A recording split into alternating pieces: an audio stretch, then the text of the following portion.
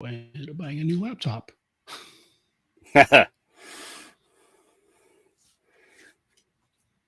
Okay, so we're live. So we'll go ahead and start the show then.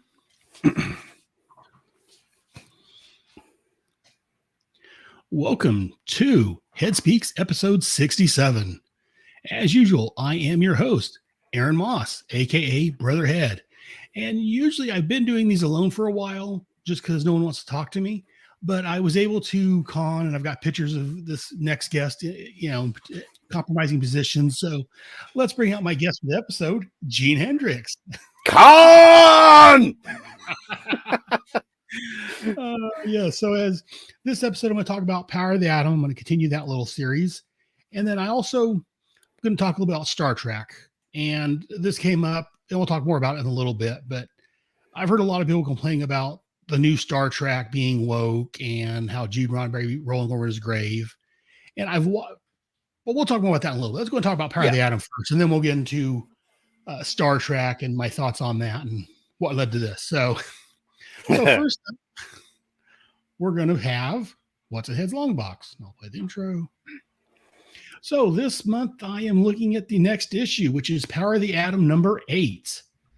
This was cover dated January of 1989, but to buy it, it was on sale November the 29th of 1988. And the cost of this was $1. The title of this issue was called Eye of the Storm, written by Roger Stern, penciled by Graham Nolan. Inker was Keith Stan Wilson, letterer Bill Oakley, colorist Nancy Houlihan, and the cover was done by Graham Nolan and Keith Wilson. And the editor on this was Mike Carlin, who was the Superman editor at the time also.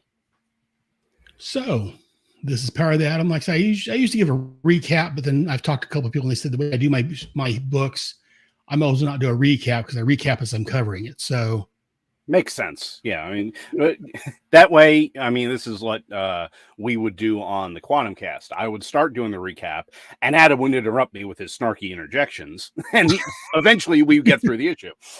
Yeah, so I've stopped doing recaps of the books. Let's go through the book itself. And we're going to start with the cover. The cover has a picture of the Atom on front. He's very grief-stricken. Behind him, we see a Hawkman with a note on there that says something along the lines, I can't quite read it. It says, Atom, the truce is over. Kronos. There you go. And this is an Invasion Aftermath Extra. Invasion I talked about on my Starman Manhunter show, quite a while back now. It was a 3-issue crossover that crossed over a lot of the DC books. It was broken into different stages.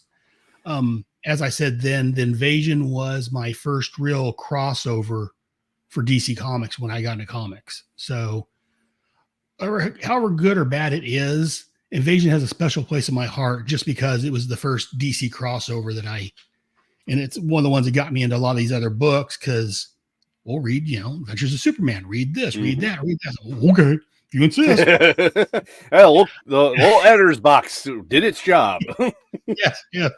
And that's why I like the old editor's box. Instead of saying refer to trade paperback, they actually referred you to issues. And I've complained about that in the past, so I'm not going to go any further on that at this point. I'm sure I'll complain about it again. But yeah. So, Gene, Power of the Atom number 8. What do you think about the cover of this? I really like the cover, and I don't know how far into the planning Invasion was when this series started, but the idea of, I believe it was issue number 4, where Hawkman and Hawkwoman showed up, and Atom ripped the wings off of Hawkman's helmet, making his helmet look like the one on this cover, is brilliant. It's because it was a great gag at that time. But then you fast forward to this, and it's like, wait, Hawkman doesn't have wings on his helmet. That could actually be the real Hawkman. And that's with Ray's grief and everything. That's the bait and switch they're doing here, which is terrific. Yes. I was double checking. Yes, it was issue 4. And how do I know that? Because there's an editor's note in this comic that says that he did it in Power of the Atom 4. I thought I remembered that editor's note. Yeah. Yeah, see, again, that's why I loved the editor's note at the time. But anyways, I agree. This was a great bait and switch because, last time we did see Hawkman, he had the wings removed. And so you can't, without the wings, it's hard to tell, especially when the Thingarian is as withered as this one is. It's really hard to tell. Well, is this our Hawkman, or is this, just a Hawkman? And seeing how Adam and seeing how Adam and Hawkman were close at one time. I mean, they had a book together back in the day. So yeah, it's a very nice touch that he killed off a Hawkman, a Thingarian, and hung that guy for Ray to find. And yeah, and we'll get that in the actual story itself. And like I've said, I like covers that show what's going on in the book. And while this isn't an actual image from the book, it's very much a representation, because in the story we'll get to the notes rolled up in it's not an allegory. It's not, this might happen. This is an actual scene from the book, just drawn differently to give you a different mental impact. Yes. And I like the window highlighted in the background over Hawkman. I just like the way the lines are crossing over him. Well, not Hawkman, but this Thingarian. Yes. Not to confuse him with Cater or Kadar. Or is he still Carter at this point? I forget. No, because they referred to him as Katar in issue 4. Okay, I couldn't remember. Katar and Shaira were the names that were used. I know this was a very difficult time for Hawkman. This was around the time of the Hawk World series, or I think Hawk World series came right after this, which was set in present day instead of in the past, and that screwed everything up. Kind of messed with Hawkman's past, seeing how he just came to Earth, but yet he was a member of the Justice Society and Justice League, but he just came to Earth, and I think it was a contest between some of DC's editors. Who could they mess up more, Wonder Woman or Hawkman? And with Wonder Girl being a side tag along, let's see if we can screw her up along the way. Right. Yeah. Well, it's part of she is what's known as collateral damage. Yeah. Yes. But yeah, Hawk World, that's another conversation for another day. Since it doesn't apply at this point. You better get Luke, Jack, and Eddie on for that, but your episodes will be like 3-4 hours long. And me, I don't care. So that's one of I've talked with Kevin on my G.I. Joe show, and one of my episodes went a little long, and he's like, yeah, you may want to watch and kind of rein people in. I'm like, see, that's a problem I have. I get people talking, and I don't like to say, well, let's stop the conversation there. If you got a good conversation going, I don't mind letting it go, because you get some conversations. And part of that, I don't have a lot of friends in the area that are into comics like I am. So I don't have a lot of people I can talk to. There's a few people at work I talk to once in a while that, they know I'm a comic book guy, so they have questions. Hey, Aaron, let me ask you this, and, and they're closed down right now because they had a fire, but I'd go and I'd stop and talk to the owner because he's always in there cooking. And, hey, Aaron, have you seen this? What do you think about this? And, but I enjoy talking with my fellow geeks like you.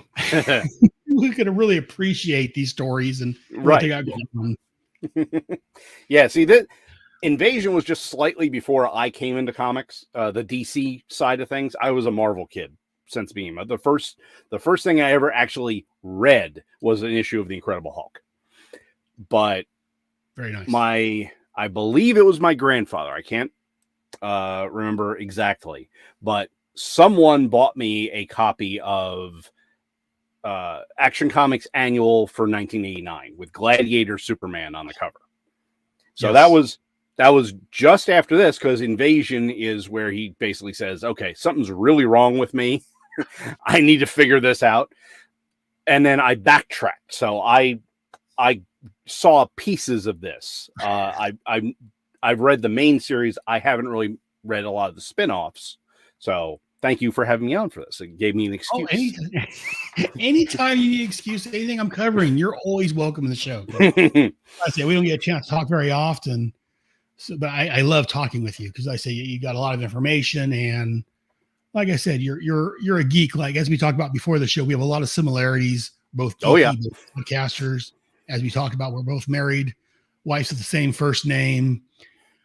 similar age, both have daughters around the same age. So we're very, very similar. Mm-hmm. He's more the Star Trek guy. I'm more into Star Wars, but both like shows with stars in it, Yes. so, so yeah, anytime I'm talking anything you're interested in, you reach out to me and let me know, and I'm definitely welcome you on All right. board. But let's get talking about some Power of the Atom. So the first page of this starts out with the Atom flying over the city as he does. He shrinks down his weight, so he weighs nothing, so he can glide on the air currents. But it looks like he's flying, and there's this Kun.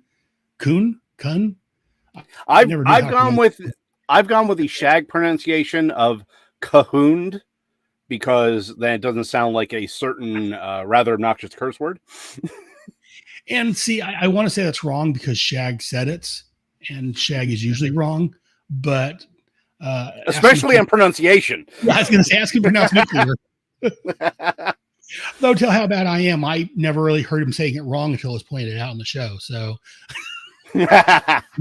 sounds right to me. I don't know. Oh, the check cleared. Okay. But yeah, so yeah, and I've always heard it pronounced different ways. But yeah, we got one of those guys hiding behind a wall, waiting to take aim at the Atom. And again, I love, as I've said before, I love when the Atom's using his powers. I say he can, be at almost full size and shrink down or condense his weight down to nothing. So it looks like he's flying when he's actually gliding on the air currents. And I love this flash page where his costume is ripped. Mm-hmm. And he's kind of in the background because the front and center is the Coon watching behind the wall, trying to surprise him. Yeah, this is the Hitchcock definition of suspense. We, the audience, know there's a danger here. The character does not. So now we're more invested in this. Oh, what's going to happen? This is right at the beginning of the story. Is he going to get ambushed? Is he going to deal with it? How's it going to play out? Yeah, I think I saw a TV show or a movie once where they talked about that. And you may have seen the same thing I've seen. But it was talking about Alfred Hitchcock and how, he liked to do suspense. And like you said, you could have a guy, walk into a building and the building explode, but it's more suspenseful if the audience sees the bomb in the bag first, and then it goes into the building. So what's going to happen, but no one else does. So exactly. Yeah. Yeah. When you said that, reminded me of that. I forget where I saw that at now. I've heard it so many times repeated on various things that I have no idea where the original idea was.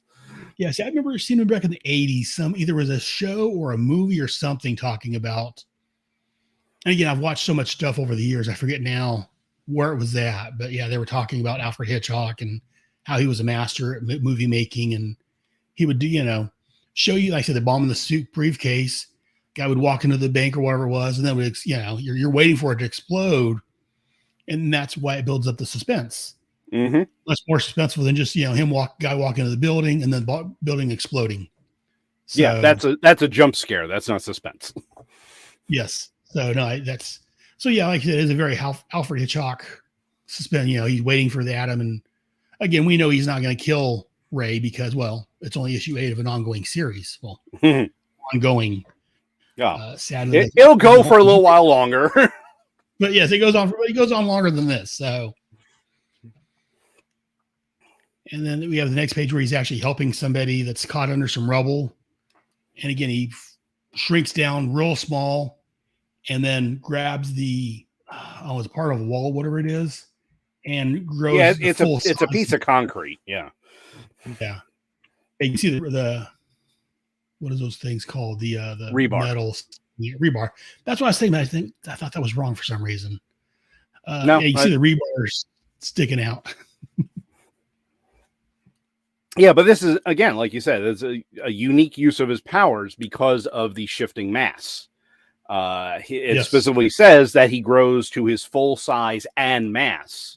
So he's able to put all of his strength behind it. And we've seen in previous issues where he's able to briefly get extra mass for more power. So he's able to just essentially throw this piece of concrete off due to the momentum of him coming up from underneath it. Yes.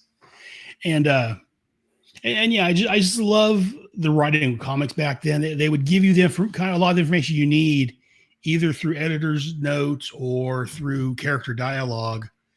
That, and I don't want to complain about current comics, but I'm going to complain about current comics. I don't know if the current comics do this as much as they used to. So I just love the way these books are written. Oh yeah, me too. I mean, between the dialogue, the narration boxes, and the thought balloons, you get it's something that only the comics medium can do. Because typically, like in television or movies, you will get the narration, but that's usually the character's thoughts if they're going to have it. It's not separate. It's not this omniscient narrator telling you what's going on and the character thinking something separate. So this is when comics were at their peak, as you know, you and I have previously discussed. Yes. Yeah, we talked earlier. Yeah, between, and I'm willing to go with Gene. You know, from the 80s through the end of the 90s. I usually narrow it down more, 85 to 95, but that's just narrowing it down more. But yeah, even stuff in the early 80s and a lot of stuff in the later 90s was still really good. After that, again, I know, get off my lawn, I'm a grumpy old man, but it just wasn't as good to me after that. I still read it because, again, I have an addiction until money for doing it, but I still found ways to read it. That's another story entirely. But Halo. But and again, the Cahoons aren't, I don't think they're the smartest aliens out there, because on page 2, the Atom is growing to full size. So he's standing there, you know, his chest exposed, you know, a perfect opportunity for someone to take a kill shot right there. But he waits until he's trying to help the guy up, and then he takes the shot and misses. He's like a well, we also, like a stormtrooper. We don't know if this guy's been in battle recently. He may not be all there. As far as his aim goes, he may be exhausted. So, but yeah, it's one of those things where, ooh, target, bang, not okay. He's getting up, and now I'll shoot him. yeah, but no, it's, again, I do like, again, I don't want Ray to die, definitely. So I'm glad he didn't take the opportunity when Ray wasn't able to dodge, but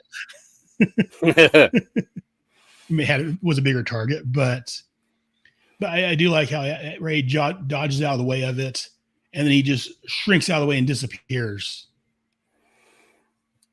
And he specifically tells the guy that to stay down. You know, listen, you know, I will handle this. You keep out of danger. Yes. No, very, very much a superhero thing. You know, you stay out of danger. I'm going to throw myself in the middle of the action. And again, Ray doesn't hesitate. He jumps out there and he puts himself in the line of fire if need be, which is what a good superhero does. And I do like how he shrinks down, and the Cahoon's watching him, like, strange light display, but then he wasn't there. He must be a metahuman. Yeah, I think you just saw him fly. Yeah. But that's something that's interesting confirmation, because a lot of times when you see like the Atom symbol go around him, okay, is that just the artist saying he's using his powers now, or does that actually appear? It's like if you're watching an anime, something else I'm big into, where they have a transformation scene. Okay, is that whole transformation scene going on and the people are just standing there? That's very interesting how the boots appear and everything. Or is it just that's them getting across, hey, the powers are being activated now, and it really just happened. So it's I find it interesting that Atom symbol in the light actually shows up to the people in the comic when he's using his powers. Yeah, I didn't think about that like that, but that's a very good. And that's why I like to have smarter people than me on the show to help me out things that I don't think. I don't think of. So. And you have to love the Atom's battle cry. Give me that. Very much. Oh yeah, no, it's like what the. Where'd you go? And like the next page, it's page 4, and again, something I've complained about before that I love on these older books I read, that when the pages are numbered, makes it easier as a podcaster to actually refer to a page and say, on this page here, instead of on story page 3, you can actually see what page number it's on. But like on page 4, he's got the gun, he's beating the guy who's like, I don't like people shooting at me. Cocoon's like, Earther. I'm assuming he's cursing in his own language. Yeah, what I think happened is because you get every other word, right. I think when Ray smacked him in the head, it knocked off his universal translator. So it's English, his language, English, his language. So you're only getting pieces of the sentence. But yeah, I think the first one actually is a curse, regardless of what language it's in. Right. See, I assume most of the words there that we couldn't read were cursed words in his language. It's something you can't really translate to English, but right. Or maybe due to the Comics Code Authority, you can't translate the in the book.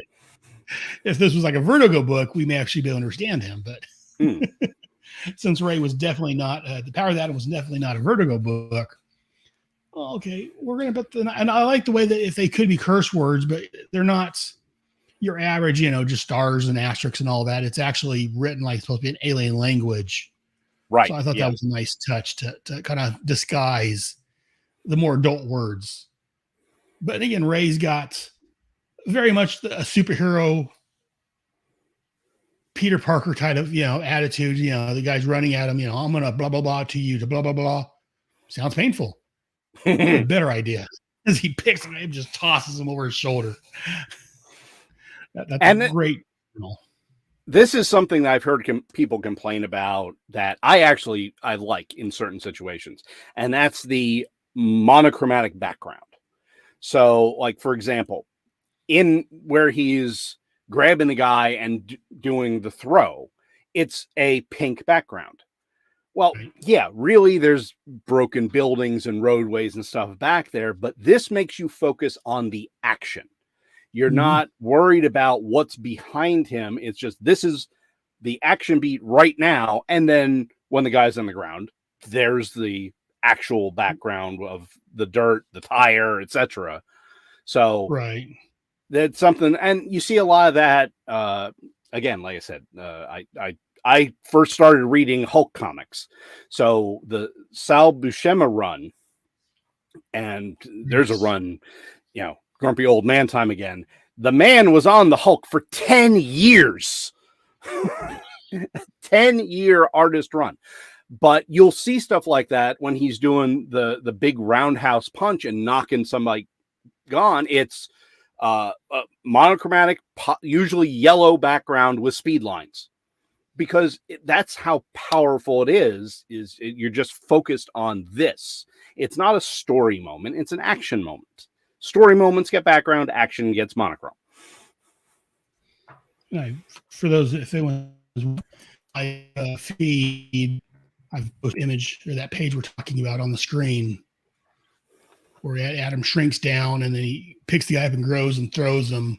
And yeah, like I do like the background like that. I mean, I don't know whether it was just laziness in quotes or in a hurry, or if that was his intention to bring attention to just I like to feel was intentionally done that way. Cause like you said, it does bring more attention to, and especially with this scene here where we have the Atom, we got him shrinking, grabbing the guy, growing and throwing him down. I think that may have maybe lessened a little bit if there was an actual background there, because there's be more detail to draw your eye away from this main scene you want to see. Right. And I mean, we're talking about Graham Nolan here. This guy is an amazing artist. So I think that this was intentional. Yeah, I agree. And like I said, I think it's probably that way on most of these. But I have heard people complain about, no backgrounds and there's being lazy or doing the little, and maybe part of it is, but also part of it, I think, as we've talked about, is a lot of times when they do that, it's like this scene here to draw your eye to a certain scene or to certain things going on in the issue. So yeah, focus on this. Yeah. Yeah, this is what we want you to look at. And is it me or that bottom panel there? Does it look like the guy's looking at his watch? Like he's got It a does. meeting? Yeah. It's like, what? Hang on. I have to be somewhere in half an hour. I gotta be at the gym in 7 minutes. Yeah, I just now caught that as I'm sitting here looking at this page. I'm like, wait, it looks like he's looking at his watch. Like, you got this coon that, is about ready to kill him. And a superhero shows up, saves him from a building crushing him, and then from the coon killing him. And he's, look at the time. I got to go. So yeah, I don't know if that makes me annoyed with the guy or if I just like it just the way it looks. But, and I do like that Ray's got him down. He's like, the war is over, coon. Your side lost. And he's not afraid to hold a gun on the guy because this is obviously a more powerful being. Well, yeah, I'm going to use your weapon to keep you in line. And at some point I plan on maybe talking about some of the older Adam books. And I'm wondering if this is a change to the character since the Sword of the Atom series. Because in the Sword of the Atom series, when he was stuck at 6 inches high, living with the aliens in the rainforest, he learned to be more of a warrior. I mean, he learned how to kill. I don't want to say learned how to kill, but become more acceptable with killing because that was a way of life for them. They had swords. They didn't have stun guns and they didn't, and a lot of times it was fight for your life type situation. So I'm wondering if this is a bit of a change from his earlier appearances due to that Sword of the Atom series.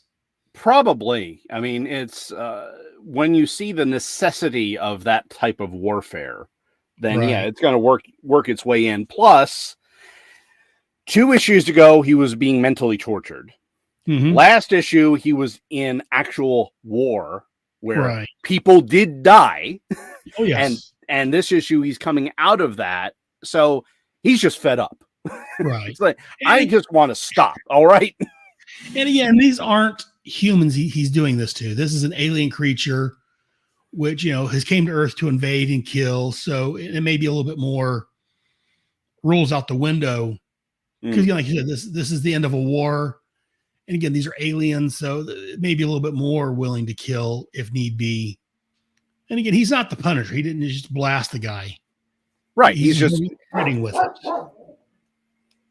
Really? Yeah.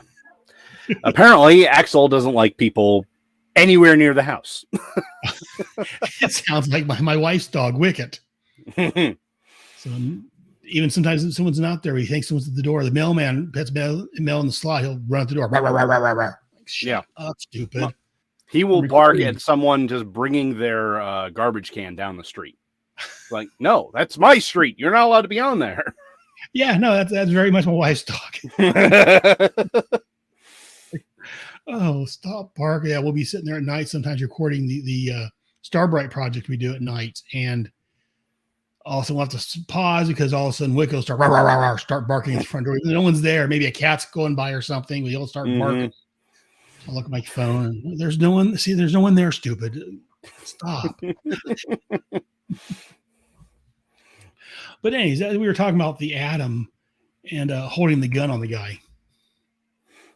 And, he's just holding it on. And he does let him know, hey, yeah, this is your tech, but I know how to shoot it. Oh, and that's what I was going to say. Yeah. He was just threatening the guy. It's not like the Punisher where, the Punisher would have just blown the guy away. Mm-hmm. That's who the Punisher. And I like the Punisher. Don't get me wrong, but he's a totally different character than most of your what I call 4-color superheroes. Yeah. Adam is an old Justice Leaguer. He doesn't kill unless he absolutely positively has to. And in this case, he just waited for the army to show up. Yep. And so the army, which happens next page, the army shows up and takes him away. And again, I do like how, Adam's like, I got to get going. There's someone I got to see. And as we show him bouncing off the wall and taking off so he could glide on the air currents. As I've said before, I love the images when we see Ray using his power, shrinking down, or, on this scene here where we see him leaping up and hitting that building and bouncing off. Mm-hmm. I just love that it shows the progression of what he's doing. Yeah, I mean that's straight out of old Spider-Man comics, where or Yes. Flash, where you see the multiple images, so it's all in one panel. We don't need 6 pages to do this. It's all in one panel of the multiple images jumping up, flying over, and it's and again, it reinforces in the next panel. Oh crap! The air current's gone. I need to readjust here. So it's not just we say he glides in air currents and he just flies. That he actually has to deal with these things. And I do like you mentioned, they do bring up that the air currents changing or lessening. I need to make adjustments to my weight. It actually brings it up and lets you know, like you were saying, that it isn't just oh, he's flying, he's magic. No, it's he's flying on the air currents, and he's actually kind of like Spider-Man when he runs out of webbing. And he's got to deal with it. He's running out of air current, and so he's got to adjust and deal with it. And it's not just, oh, I'm going to glide where I need to go. It actually shows that he has to pay attention to what's going on and make mental adjustments as he goes along to stay current, flying on the air currents. Mm-hmm. And then, in the next panel, he gets an updraft. Oh, an updraft, that's better. I do like, and again, in these big towns, again, I live in a smaller town, so we don't have as many of these tall buildings like this. But I'm sure in these bigger towns like this, there is a lot of updrafts and stuff in between the buildings he catches. And he can, again, if you're weighing next to nothing, it looks like you're flying. Yeah, exactly. Any other thoughts on these pages before we move on to the next one? No, I think we can move on to the villain of the piece.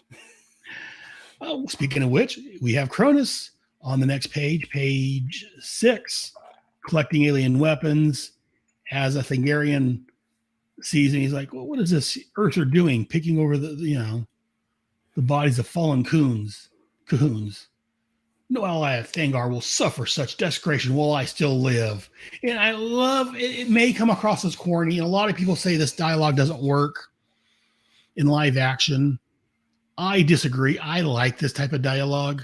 Mm-hmm. It's very comic booky. It's very much of the genre, in my opinion. What are your thoughts on that? Well, it's also you have to remember, Kronos isn't speaking like this. It's the Thanagarian wingman. Yes. So he is a warrior. He's got like the Thor mindset. Right. So he is going to have, one, he's full of himself. Yeah. But he also is going to have this opinion of, bombast, and I have to present myself a certain way. So even his thought bubble, he thinks that way.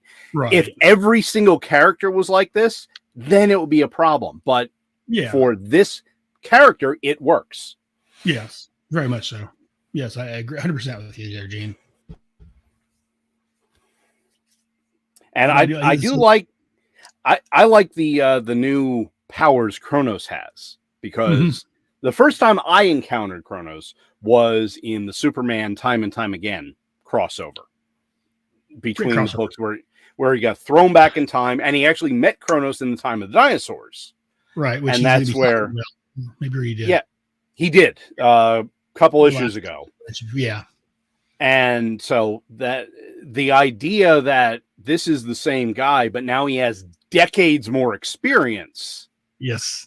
That threw the atom for a loop, but it gives him all these neat new powers where he can shift himself in and out of the actual time, which I still don't understand if no one can see him, how he can see them, but that's the same problem I have with invisibility powers. Tiny one. Exactly. Yeah, it was a nice way that they were able to revamp. I mean, again, I love the typical superhero costume. And Cronus used to have a typical supervillain costume. He's kind of updated it when his new appearance, when he first appeared back here in the Atom a couple issues ago.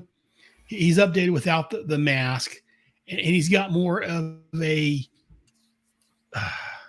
it doesn't look quite as supervillain-y costumey, except for the giant hourglass thing on his chest, but it looks a little bit more normal, I guess.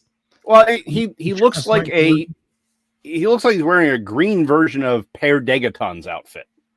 It's like the the uniform with the buttons down the side and everything. So it's more utilitarian, less supervillain, unless you consider that a lot of people that wear uniforms like that were also actual villains. Yes. Yes. Yeah. And yeah, that's where I was going. Utilitarian. That's the word I was looking for. It was on the tip of my tongue. I couldn't quite place it. It also kind of reminds me of Cobra Commander's dress uniform, but in green. Yes. Well, he wears his dress blues, if you will. It's like that side piece that goes over and buttons up, and right. It's very much. So, and I do like that they were able to take, because at one time he was your typical supervillain, had the mask and everything. But then, like he talked about, he got trapped in the past. He encountered Superman, as you mentioned. He's had all these other adventures, and now he's in present time. He's kind of, you know what? It's time to. I've lost every time in the past, even against Blue Beetle, and all these other people. I've lost every time. It's time to step up my game and make a change. Mm-hmm. And that's one thing I like about the Atom book, is they're bringing a lot of his old enemies back, but they're kind of taking this chance to upgrade them, update them to more, again, current for for the time, for 1988, 87, 88, 89, that time frame. They're taking a chance to upgrade them to a more modern look. Yeah, but the nice thing is they're not ditching the history, though. Mm-hmm. They're using his history and giving that as a reasoning behind doing this. It's not just, I fell into a radioactive sundial and now I have these time powers. No, he invented this over this entire history, and now he's just perfected it. Or sometimes like they'll just bring in just the new costume, the new look, the new whatever it is, without really an explanation. Mm-hmm. Like this, they've given an explanation over the last few issues as to why he's changed from goofy mask wearing, which I love that costume, don't get me wrong, but that costume to his more current costume, because again, the Atom knows who he is, so he doesn't need to hide his identity anymore, really. Mm-hmm. And again, he's an older man. He's not a young villain anymore.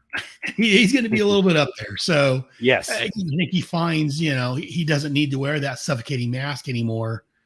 Though you may change your mind in a couple of decades when COVID hits, but that's another story entirely. Oh, masks are very comfortable. I'm pretty sure everyone will be wearing them in the future. That's like some G.I. Joe posts of Cobra troopers wearing, Cobra 1982. but yeah, they say, hey, the Hawkman, the Thingarian fires at him, and he's able to shift himself out, or he says he shifted himself off a few seconds or something like that. Yeah, it's he becomes out of phase with time. Yeah. So he's able to essentially disappear, and then when the Hawkman lands, he reappears and does a Dave Bowman at the end of 2001 on him. And I'm wondering, you asked, well, how can he see other people when he's phased out and they can't see him? And it could be his glasses allowing him to do that. I mean, that is possible. Yeah, which I racked up to his glasses having some magical power, because again, anything scientific enough looks like magic, or something to that effect. Nice way to bring it back around to Arthur C. Clarke. That's what I do. I bring things back and wrap it around. And I do like here on page 7 when he's blasting the Thingarian, and when we see him turning old. Actually, I guess he's not blasting. It looks like he's touching him. Yeah, it's basically he's using whatever's in his glove to rapidly age the guy, and he even said, "Oh well, guess your extended lifespan compared to us humans isn't enough." Yeah, like this. But even such as you are now vulnerable to the flow of time. Which again is kind of corny dialogue, I guess some people would say, but I love it. Of course, as my wife says, I'm very corny as it is, so I love all that. So I like that kind of type of dialogue. Yeah, and it goes well with the super evil look on his face. He is enjoying killing this guy.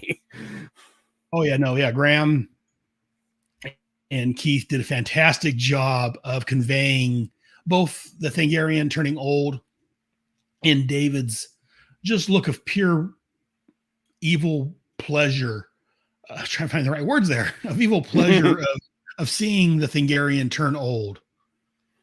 And I do like that we're not, I mean, on the cover, yes, they wanted you to think it was Hawkman, but we're actually finding out even before Ray finds the guy that this isn't our Hawkman. This isn't Carter or Qatar Hole. This is, you know, a different Thangarian. This is a bad guy that Cronus is killing off. So, and I do like that the guy that we do see Cronus killing isn't a good guy.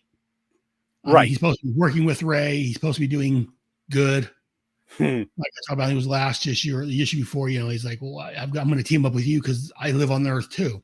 If these guys wipe out the Earth, what the hell am I going to do? So that's why, you know, I'm doing this because I'm a good guy, but I need this planet to live.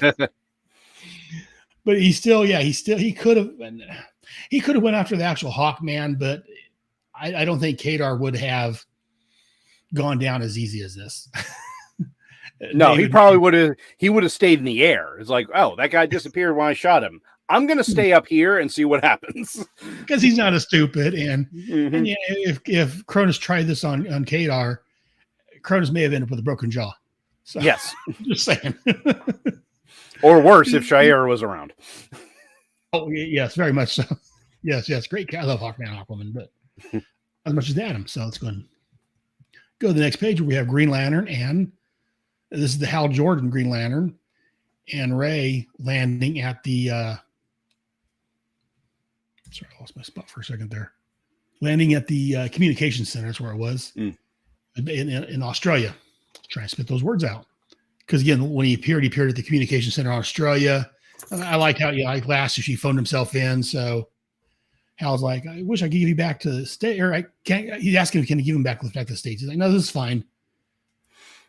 Yeah, and see, this is one place where I wish they had an editor's box, because they say, oh, well, it's a few hours later. But what happened? Where did Green Lantern meet up with him? Where did Green Lantern repair his costume? You know, I just, see, Invasion #2 or something like that. Just give me an idea of, where did it happen? Yeah, it's just an untold tale that, maybe they could do in the future if they wanted to, but I didn't mind just the reference to, well, thank you for repairing my costume. But yeah, I would have liked to have seen, because 2 hours with these two guys, that could have been, that's an adventure.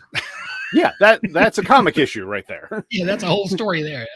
And I would love to see Hal and Ray team up, because while Kyle's my favorite Green Lantern, just because he was becoming Green Lantern as I was joining the books, I do like Hal because, again, I've been into superhero stories. I watched the cartoons and all that, since I was a wee little lad. So I grew up on the Super Friends and the Incredible Hulk TV show and the Wonder Woman TV show, all that kind of stuff. So right. I love Hal, don't get me wrong. But so I would have loved to seen as you said, the story that we didn't get about what these guys were doing, why it's been hours later. Because Australia, well, it's big. It's not that big if you've got a power ring and you can fly, So something happened, obviously, in that couple hour time, I would imagine. But again, unfortunately, it's a story we never got. And at this point, we never will get. So exactly. Yeah. Until I meet editor in charge. Oh, sorry. But so I say he's just going through the building where all these soldiers are at. And I like he's comparing, well, it was empty last time, and now I've got all these soldiers around. And I like this here on bottom of page 8, that look of horror on Ray's face, as we don't see what he's looking at. We just see Ray's like, no, kind of like, the Darth Vader from the end of Return of the Revenge of the Jedi, Revenge of the Sith. Yes. But which a lot of people give crap to. I like that. Anyways, that's another story entirely. Yeah. That's a whole nother episode there. But I do like that look on Ray's face. I think the artist on this did a great job conveying Ray's sadness. Sadness, not grief. That's what I'm looking for. Yes. A lot of words out there you can use, Aaron. You picked the right one. Ray's grief over seeing, which he thinks at first is his best friend dead. But I do like that we don't see that yet. Yeah. And, when we saw the Thanagarian, he had the exact Hawkman costume, just without the wings on it, the helmet. So it makes sense that if that's what he's going to see, that's his first reaction. Yes. Yeah, well, especially since he can tell from the body, which we see after an ad. And I do like in the book how there's an ad, a couple pages of ads before we actually see the Thingarian. And again, the ad, I don't know if you have the actual book, if you're looking, but the ads are for comic books from New England Comics, which I've actually purchased from New England Comics. I actually purchased from them back in the day, possibly from one of these ads. Because again, like you said, I started in the middle of a lot of these books. I went to pick up a lot of the older issues or other books. I picked up the Mask series through one of these ads.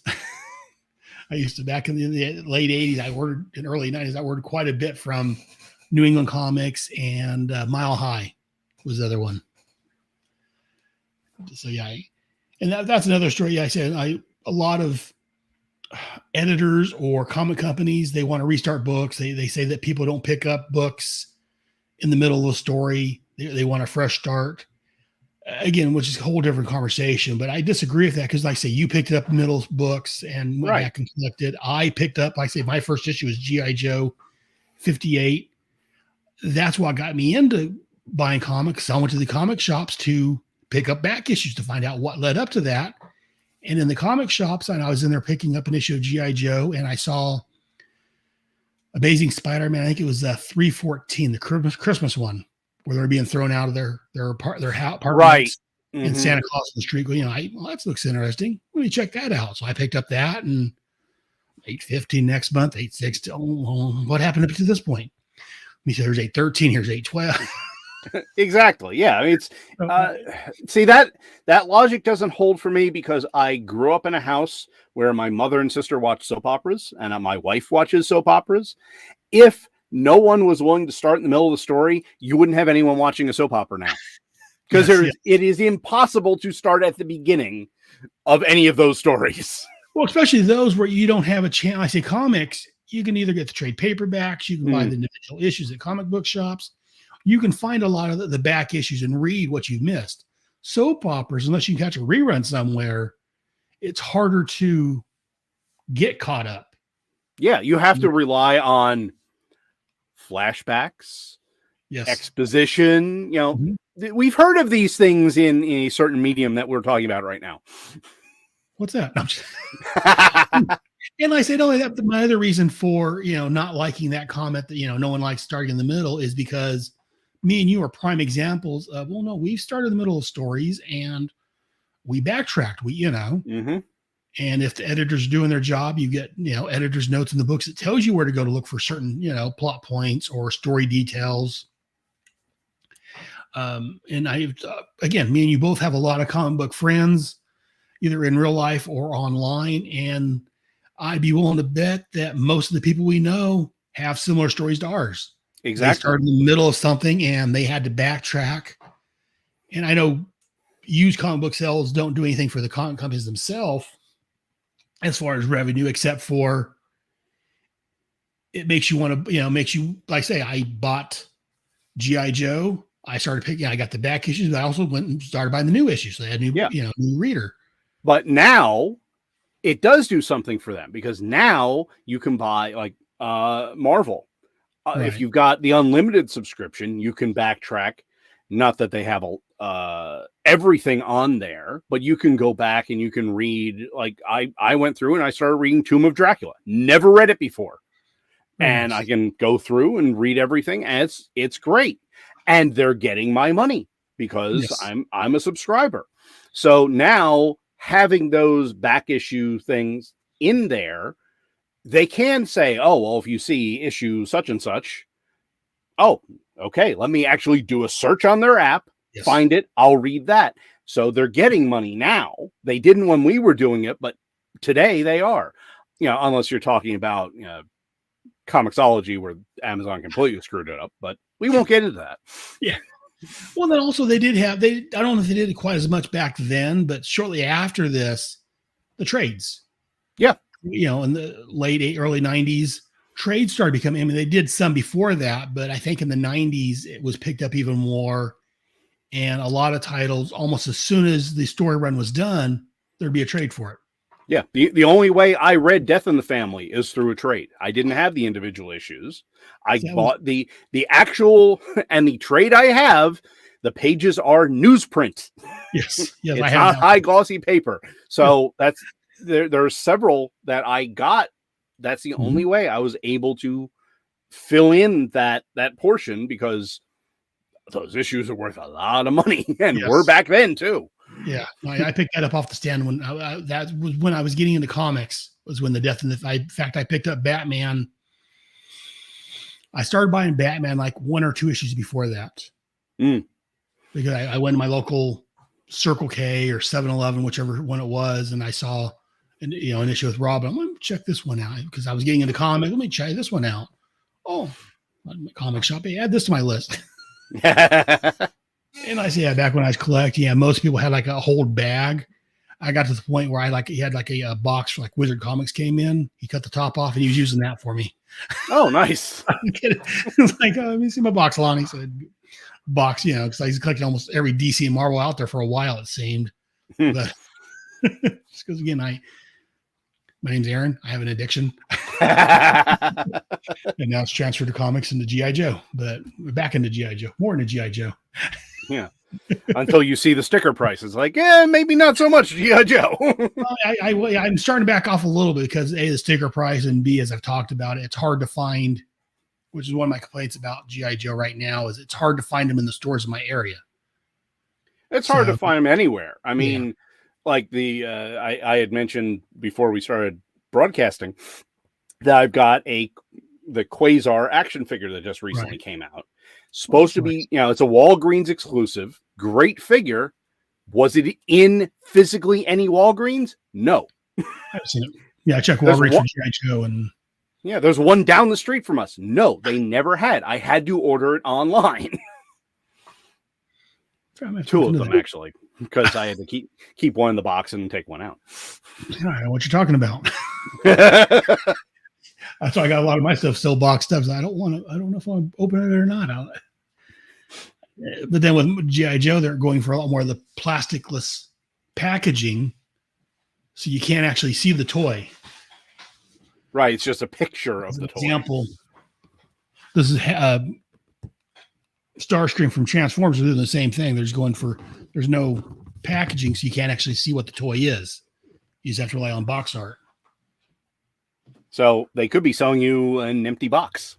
You never know what's in there, but Schrodinger's toy.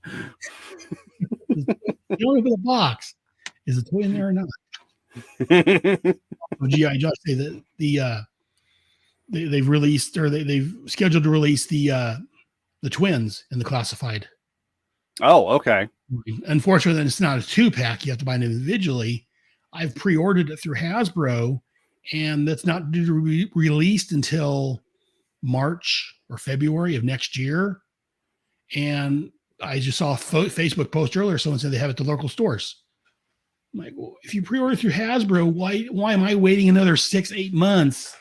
That should be first in line. Yeah, that's one of my complaints. But like I bought the Larry Hama action figure from some online Kickstarter type. It wasn't Kickstarter, it was a Fresh Monkey or something like that, which is basically a Kickstarter thing. And I ordered it through there. Big Bad Toy Store got theirs first and was sending out to customers before we even got ours. if you're doing like a pre-order or a Kickstarter joining in type thing, you should be the first on the list. You shouldn't have to be waiting, especially when I got paid $5 more than you would have if you would have ordered it through Big Bad Toy Store. Like, yeah, seriously. I'm so glad I don't do too much of this. Yeah, like I say, so I'm starting to back off a little bit just because of the price and everything else. But let's go ahead and we're talking about the Atom and Hawkman. So I got sidetracked with comics, and anyways, page 9 is where we're at. where we actually see the Thingarian. We see off panel, we have Adam yelling, Hawkman. And then he takes a second, like, wait a minute. And then we find out in between panels or in between story that Hawkman reattached the honor wings to his helmet. Right. And this guy never had them. So apparently Hawkman does have his wings reattached, but I like the fact that we're just now finding out. Yeah, because it could have unless he was shown with it in the Invasion series, which I don't remember. Then it would be if you're following along. But if you're only reading Power of the Atom, then no, you would have never seen him reattach them. But I like how he says, "Oh wait, they have special mountings on the helmet for them, and this guy doesn't have those. So obviously, it's not Hawkman. It's his logical reasoning comes back after the shock." Yeah, shock seeing maybe his best friend there. Wait a minute, that's not Hawkman. That's not my Hawkman. That's some other poor soul. Mm. And again, here on as we talked about earlier, here we have an editor's note after Adam accidentally ripped them off in issue 4. Not only tell us what happened, they tell you where to go if you want to read that story. If this is your first issue of the Atom, Power of the Atom, hey, go back and read issue 4 to find out what happened there. Mm-hmm. So, and nowadays it would refer you to a trade paperback, right? Which I don't like as much.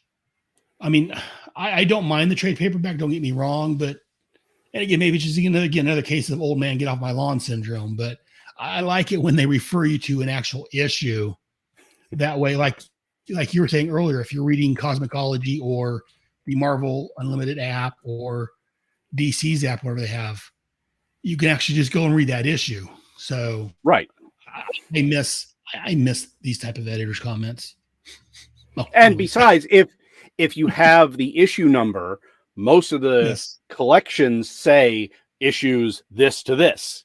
So you'll be able to find it in the collection as well if you just put the issue number in. Yes. Yeah. So it's easier. Yeah. Because if you don't have the collection, or if I've got all these books, but I've read so many books, I don't remember which issue this happened in. Mm-hmm. If it said refer to this Power of the Atom trade paperback 1. Well, which issue did it happen? And it's got, 4 to 6, 8 issues in there. I don't know. I don't have to read through the whole book just to find out this one story. But yeah, so that's again, and I told you I was going to stop complaining about it, but I'd probably complain about it again. It's what I do. I complain, and then we find here's the note tucked into his belt.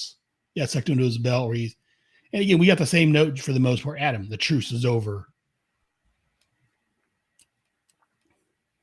And then the Atom panics. He's like, oh crap, what's going to happen now? So yeah, he turns. He's like, I need access to the switching computers and a clear line to the United States. Easy, mate. I'll need authorization.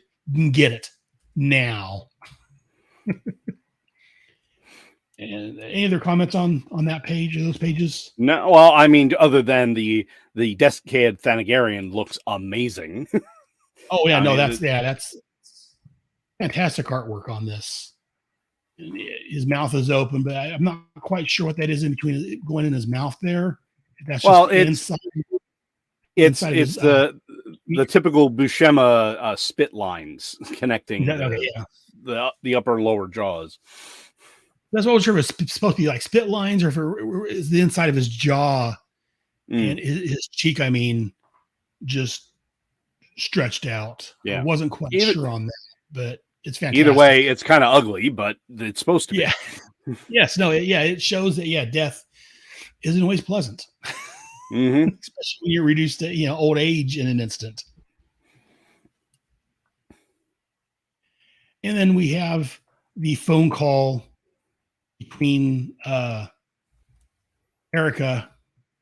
Is that pronouncing that name right? Enrica and Gene, who is later on in life made even worse, but right now she's just a stalker ex-wife. No, see, I've already got problems with Gene because of the whole adultery thing, but that was in the past. So yeah, we'll go ahead and skip past that. Skip past that.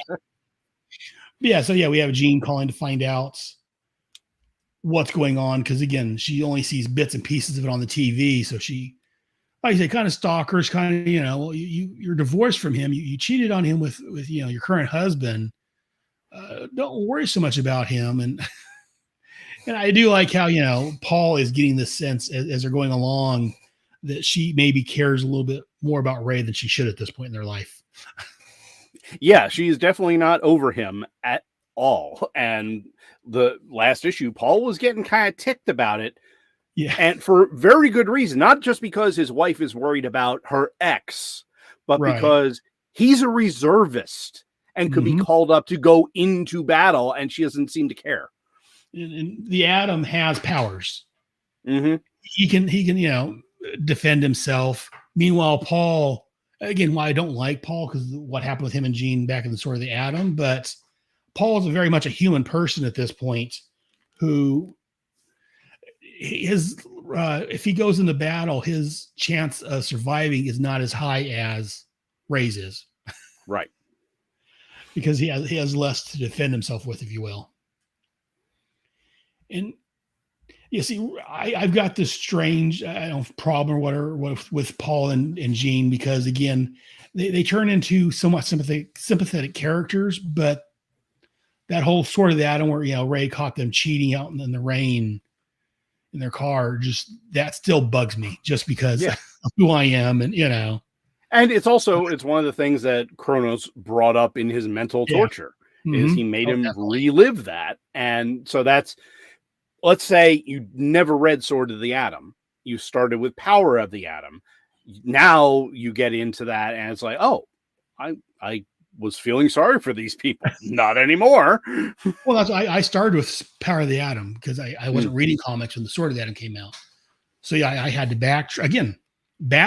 I had to backtrack and buy the Sword of the Atom miniseries and the specials.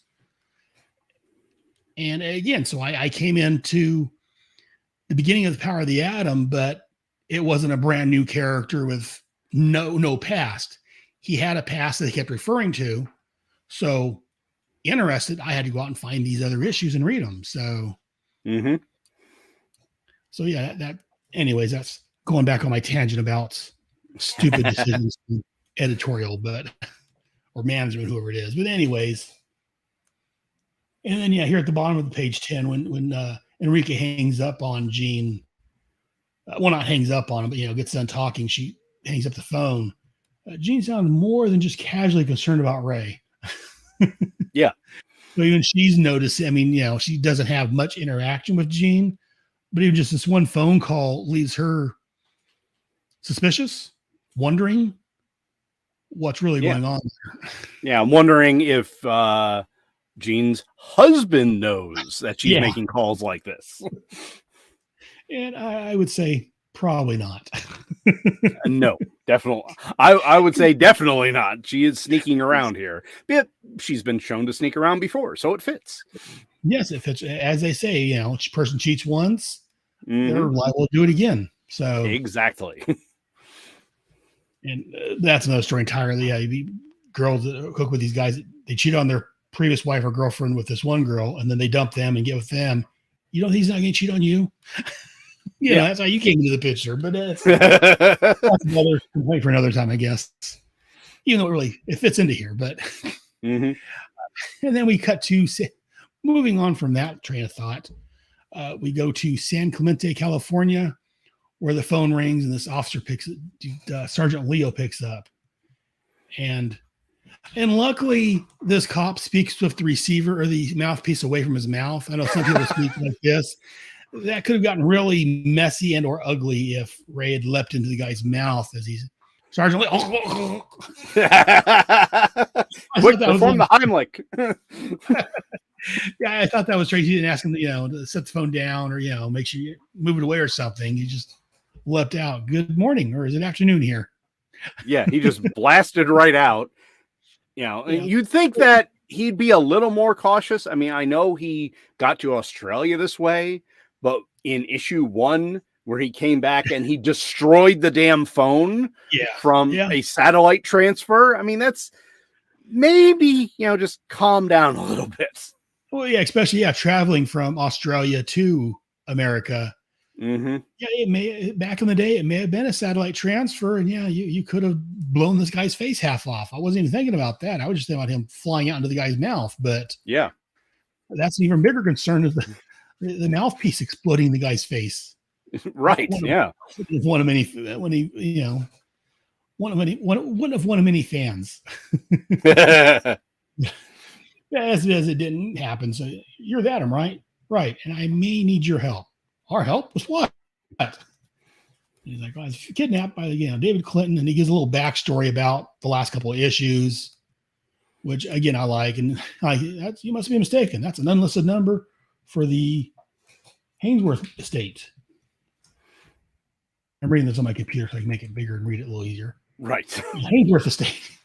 And again, that's why I read most of my stuff on the computers anymore, because I'm 52 years old and my eyes are like 60 years old. So as I read a lot of stuff on the computer, and then one day, it's been several years back now, my daughter bought a Batman 66 trade paperback. And so I was reading it to her, and I'm like, hang on, let me put my glasses. It's I can't read crap anymore. Like Bing Crosby says in White Christmas, playing the trombone, figuring out where the distance is. Yeah, exactly. Where the heck is God? I can't see this. So that's one good thing about like reading this on the computer. I can make these pages bigger to help my old eyes out. So even with glasses on, sometimes I need to make it a little larger. But yeah, so on here, page 11, he's talking to the cops, trying to find out where David Clinton, aka Cronus, is at. And he's like, well, I know that's the number that, he's operating from. So he must be operating out of that estate. And he's like, I'm not going to bother Mr. Havensworth on some masked man. He's not just some masked man. He's who he is. Right. But they can't just go up to the guy's house. If they're going, the way Adam is saying, hey, we have to charge in there and we have to get, there's this thing called a search warrant. Yeah, I guess let's get some probable cause. We'll go to the judge, get it signed. These things take a few hours. Calm down. But then, no, I'm going to do it myself. The hell with you. We can't just raid his complex. We have to get a search warrant and do, things legally, which again, the whole search warrant raiding, I could go on to current affairs about that, but we'll go and skip that at this point. Good idea. Quickly moving on. So the Atom takes things into matters into his own hands, as he wants to do. So as he finally lands at the house, and he's like, I don't see an alarm. That's pretty careless of Cronus. Wait. Security system. Hang on. If I'm going to think, I need to get into the Adam pose for thinking, apparently. I don't know. Is he scratching the back? I don't quite know. Yeah, but I mean, he has his fist on the hip cocked to one side. It's like this is my thinking, but also cover pose. Yes. Well, again, he must have been watching some Star Trek too, which was there are a lot of times on Star. Yeah, I just ran through the entire series of the original Star Trek, and a lot of time, captain or other people would come on board, just stand there, hand on their hips. Who stands like what? But anyway, the Atom stands like that with his hand behind his head. I don't know if he's scratching his head, trying to figure out what's going on, but yeah, just again, I love this book. These two panels, this one, because Cronus is watching him model. Yes. On his camera. So these two panels, it's a little odd the way he's posed out on here. But, and again, as Cronus is watching, he's like, this is going just like clockwork. I made a snappy pun.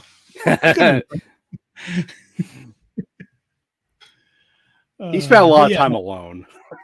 Oh yeah. Well, between him and his manservant, which I don't know how much the manservant hung out with him, but Cronus spends a lot of time laughing to himself, I'm sure. But that is a nice, other than the Atom's odd pose, that is a nice picture of Cronus as he's sitting there watching you take a drink of his drink, whatever it is. And this is the same place he's been for a number of issues. Is he's been out on his veranda in it looks like maybe Hawaii, maybe Southern California, just relaxing and letting his plan go and observing from afar. And that's one thing I liked about Cronus is he's been showing up in the book, but he hasn't fought the Atom until recently. Mm-hmm. He's been showing up in the background. Oh, watch it. Let's see what it's. Oh, well, let's see what happens here. Oh, okay. Well, maybe I better hold off a little bit longer. Okay. Well, he didn't join up with the Justice League, so that helps my plans. So we do show him in the background lurking. And again, as we talked about Gene stalking Ray, so is David. Yes. Cronus has been stalking Ray, trying to, and again, he's not just rushing in. I'm going to fight him. He's actually making plans and planning this all out. That way, hopefully, when it's time, things go smoothly for him. Mm-hmm. Will it? Yeah. We'll wait and see. But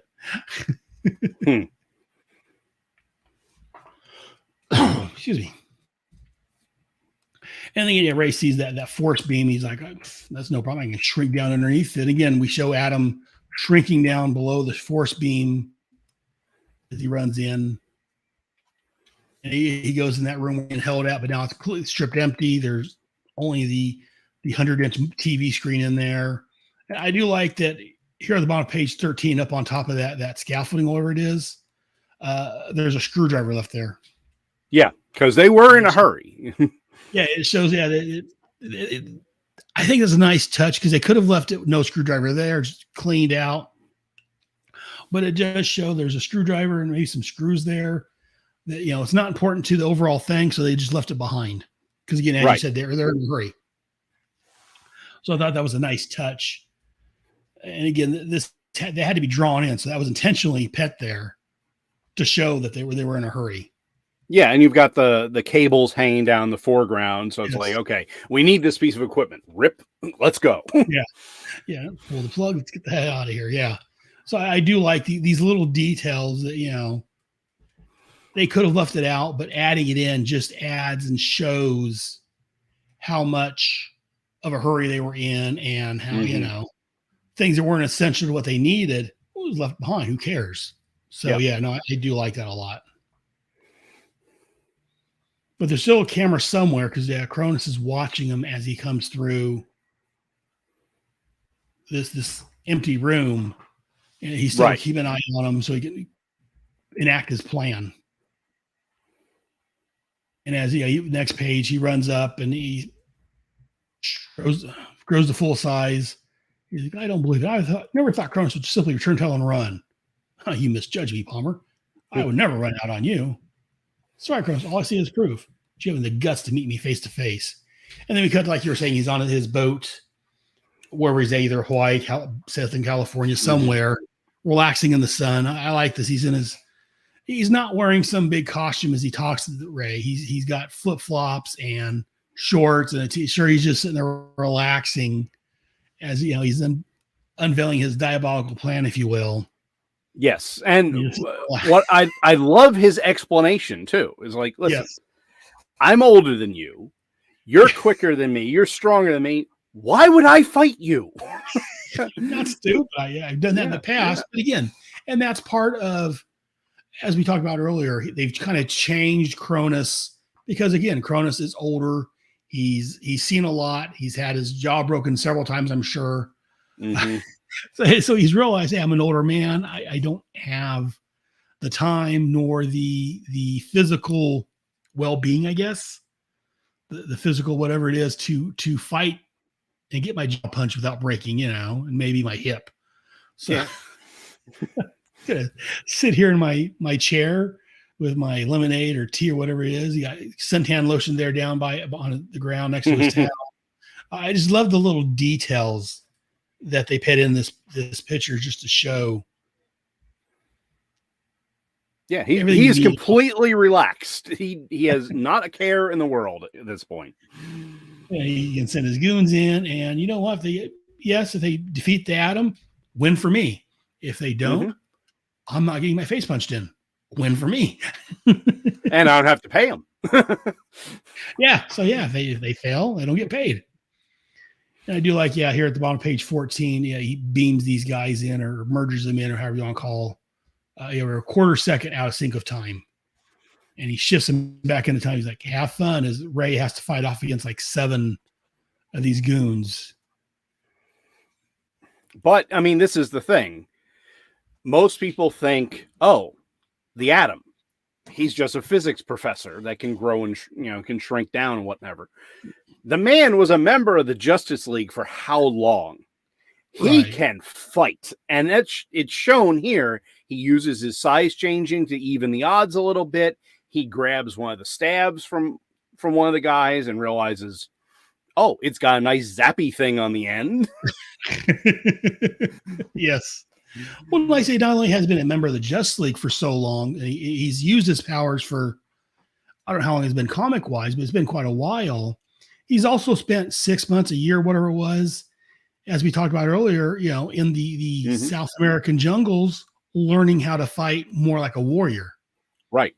These guys don't realize that, not only are they dealing with a superhero, but they're fighting with a guy that's learned to be a little more savage if need be.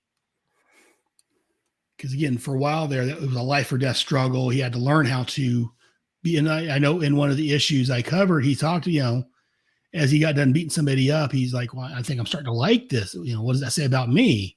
Mm-hmm. And he become more like the Maraudias, or whatever how you pronounce it. I'm mispronouncing it, I know, but his little people. Yeah, the gold people he was hanging around with. We hung out with. He's becoming more like them, and he wasn't quite sure if that was a good thing or a bad thing. Mm. So I do like how I think a lot of that reflects on how he fights nowadays in this book. Yeah, because now it's the merging of the two. Now, because when he was stuck at 6 inches tall, he had to learn how to fight without any of his size-changing powers. Yes. Now that he has him back, he's taking what he used to do and the new techniques, like with using a quarterstaff, which he never did before. Right. And being able to be much more effective in combat. Yes. And I talked about this previously, but while we're looking at the Atom, what do you think about the Atom's costume at this point? I mean, it's original, but he has the hair showing like he did with, the hair showing thing. That's something that it depends on the character, whether I like it or not. I do like it here. But I also like how they redid the coloring. So now he's got essentially a red diamond in the middle with blue leggings instead of the red going all the way down. I think this looks a little more sleek. Yeah. Yeah, no, I like this costume. I know Wally West as Kid Flash had the same hair showing. So, I like that on him also. I thought it was a nice touch. So I do like that on. And that's kind of what this reminds me of. His costume here reminds me a little bit of Wally's Kid Flash costume when he was running around with the open hood. Yes. And I say, as on page 16, as he takes out the last of the goons, too bad your Rent-A-Thugs they don't use him any better. And we talked about Cronus is on his boat. He's got his manservant, Ron, that's his name, Ron. Sitting there, he's got a couple girls in the background.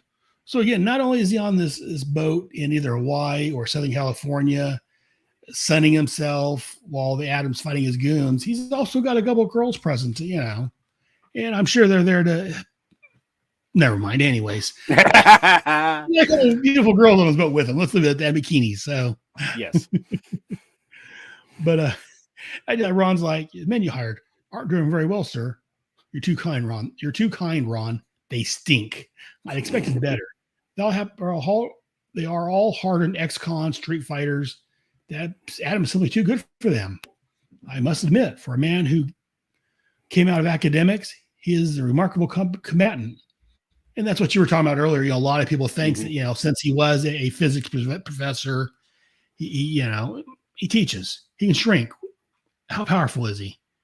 He's, again, he learned how to fight hand to hand as the Atom. But then, as we talked about, for that period of time that he was with the, 6 inches high, stuck at 6 inches high, he learned to fight from, people that are, I don't want to say savages, but they are more of a sword and sorcery, more of a might makes right type of atmosphere. Right.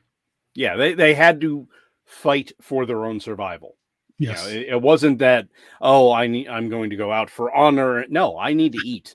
I need to go out there, get food, and not die while doing it. Or then they would have the people that invade him. I've got to fight to, survive, because if these guys invade, they may kill me. So it's either me or these guys. So he learned how to hone his skills, if you will, and become a much better fighter with his time away from everything. Yeah. We get another ad here for Mile High Comics, which I've used. But yeah, then on page 17, he basically ends the fight, knocks the last guy out. And again, this took several pages. Like Cronus is saying, very good, Adam. 7 armed men in under a minute. That's an excellent showing for your final contest. What? Final contest? Punch up a camera of the building. And he's like, you're trapped within the structure. It's primed to explode in exactly 60 seconds. He's like, you sacrifice your own men just to kill me. Of course not. I can still trigger their phase shifters via remote. Bye. And one guy gets 6 out of 7 ain't bad. Yeah, the one guy, his timer got broke when Adam busted him up. He's like, wait a minute, I'm still here. Don't leave without me. Hey, oh God, the circuit on the short circuit, when we came loose. And Ray's like, maybe I can help. Get away from me. It's because this happened. You're touching this over my dead body. Again, he's a physics professor. He's learned quite a bit even more about than just physics. Let him what do you got to lose? Right. You're going to die in 30 seconds if you don't let him help. And it's not Ray's fault you're there, really. It's your fault for letting a criminal hire you. Yeah. I mean, Cronus, if I'm not mistaken, he's a known super villain. The key word there being super villain. Not exactly known for taking care of their henchmen into retirement. Yes. Well, and it's like the Clerks Star Wars, conversation, if you will. The men that's building the Death Star when it was blown up. They know who they were working for. They knew they were working for the evil empire. So anyone that was caught on the second Death Star that got blown up, well, they knew what they were getting into. They were working for the bad guys. Right. So same way here. You're working for a bad guy. How do you think this was going to end? Usually they get caught and you're either out of work or in prison or possibly dead. Yeah. Depends on the villain. If you work for the Joker, you might wind up dead. Which is better than 50-50 chance there, yeah. It's still amazing that the Joker finally went to work for him. As many people with his own henchmen as he's killed, but that's another story entirely. But yes, so Cronus, David Clinton's on his boat again off the coast somewhere, and I'm assuming it's in California. Actually, we were talking about it as Hawaii or Southern California, and I forget this panel here.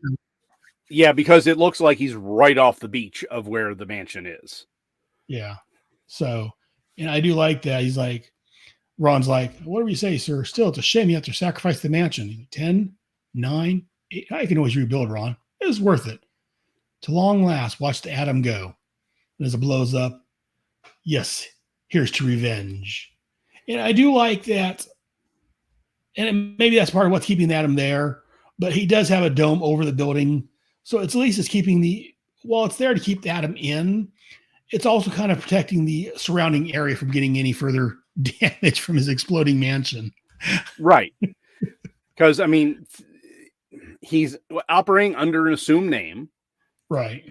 He built up this fortune. So he still wants to keep his name fairly clean for the future so that he can say, oh, yeah, well, something exploded destroyed the mansion, but I made this fail safe to make sure that my neighbors would never be hurt if something like that happened. Yes. And I do like on the next page when he's searching the wreckage and Ron's like, I think we should get out of here. The police could show up at any time. He's like, I have alibis aplenty. He's like, I've got alibis already all set up. I'm good. I just got to find Adam's body so I, can laugh at it. And then he finds Adam's body. It's just not dead yet. Yeah, I do like how Ray hid inside or under the other guy with his hired muscle, basically. He hid, I guess, inside the circuits, inside his vest to keep from being blown to smithereens. Yeah. So what I'm guessing happened is he managed to knock the guy out, fix the circuit, and climb into the vest so that it would shift. Now, when Kronos shifted everything back, hey, I'm back in the regular time. Let me grow and try and punch Kronos, who disappears, and then Ron apparently goes armed. Yeah, well, again, I don't blame him being David's bodyguard and manservant and whatever. But you would think after, because again, he's been there as Cronus has been watching the Atom's exploits and what's going on. He thinks he's going to stop the Atom with his gun. You're dead, little man. And he's like, where did Cronus get this one? Tall, nearly half as wide. Not a very good shot, but as big as he is, I'm taking no chances with him. As he shrinks down, reappears behind, just punches in the back of the head. I love that. Again, much like the old Superman serials, they'd shoot Superman with the gun, run out of bullets, then throw the gun at him. Yes. Doesn't do any good. You're shooting at the Atom. How many people has he fought with guns in the past that we know you've seen? Right, exactly. They're not faring any better. You're not going to fare any better than they did. But then we have Kronos trying to do the same trick he used on the Thanagarian, and not working. Yeah, I do like his costume, and he tells him here, we're not leaving it up to wonder what happened. He actually tells him that the costume's white dwarf matter shielded him from the aging effect. And he's like, you couldn't know it would. And he's like, no, I took a chance. So again, very much a superhero. And then Cronus disappears as Atom leaps onto him. Again, I love this scene here, this little fight between Cronus and the Atom. And Cronus tries, as you said, shrinking or aging him. Atom turns, grabs him, knocks him to the ground. He's like, I'm here. Let's do this. Yep. And Cronus said, nope, I'm gone. That was your last chance, Atom, as he disappears. And then in the scan I've got, the next page is a ad for Invasion. Makes sense. The headline of the Daily Planet, Invasion Aftermath. And it kind of tells you what's going on. There's Marx Cuba, where it talks about Fidel Castro and the Flash and the Manhunter, which I covered back on my Starman Manhunter book back a couple of years ago at this point now. Moscow, where we mentioned Firestorm. And again, it's kind of without telling you, it's telling you these different battles is going on. In fact, they mentioned San Clemente, California. There's an interview granted just moments before beginning his battle with the time criminal Cronus. Ray Palmer, the Atom, spoke for the first time about his life in the South American jungles. The Atom's comment on that, as well as his feelings about the recent destruction wrought by the alien invasion, were interrupted by the arrival of Cronus. And they also not entirely accurate, but whatever. And then they go to Metropolis and they talk about, as we talked about earlier, about Superman leaving Earth. So I do like this, that it's not actually referencing any issues, but it's kind of telling you what's going on with the other books in the Invasion crossover. Right. So I thought, again, I remember reading this at the time, and I really enjoyed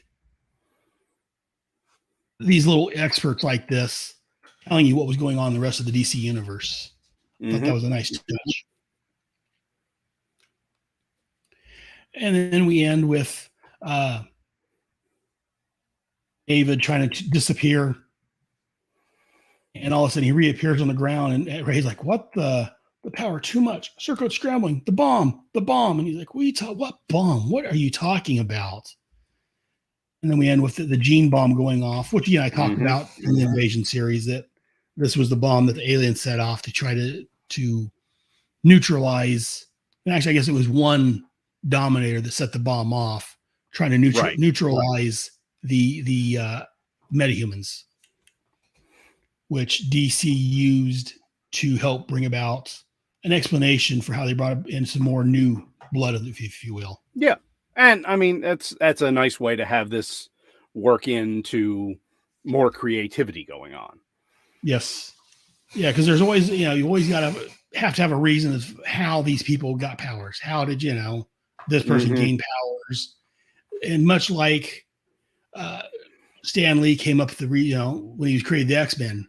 I was reading something here recently about that. He's like, because everyone's saying how Stan Lee created the X-Men to be a parallel between Martin Luther and Malcolm X. And if you read excerpts from the day, no, that wasn't the original intention. It was just he wanted a way to give people powers without having to say, okay, well, this guy was bitten by a radioactive spider. These people are caught in cosmic ray. I'm running out of ideas. What can I do to get? I want a group, a bunch of new people, but man, I gotta give an explanation of how they got their powers. They're born with them. Exactly. There you go. It was easy. Yeah. So this is kind of the same thing, which I don't mind. I don't want that to come across as I don't like that. I actually like the way that, they use this to give new character, either create new characters or they were able to expand upon some characters' powers and make them different or evolve, whatever you want to do. So this was a nice touch at this time to reinvent some characters and introduce new ones without having to have, they were bitten by a radioactive wombat. Was caught, in a chemistry lab explosion. This one, it's just, no, they were caught in the metagene bomb. They had the metagene, which is kind of their version of the X gene, if you will, the mutant in DC. Because again, they can't use mutants because Marvel, at this point, they would have tried to sue them. They would have called mutants. So no, they're not mutants. They're metahumans. They've got the metagene. That's what it is. Right. But again, as I said, the war's not over. The final battle remains to be fought in Invasion 3. Dun, dun, dun. Tells you to check out next issue of the Justice League International.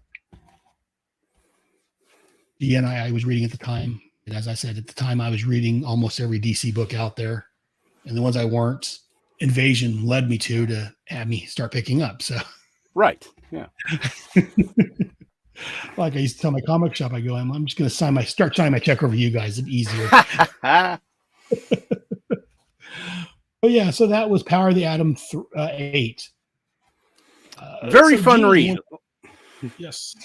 Like I said, it's not a series I've read before, but I like how they're dealing with Palmer. And okay, he's got a new variation on his powers with the new White Dwarf material, going through having a public identity and everything. So this issue was a nice, essentially interlude in all that.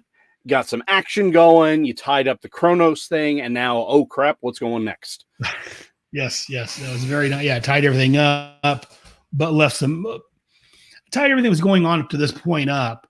But then, yeah, this gene bomb going off, and I like that they had this throughout different books.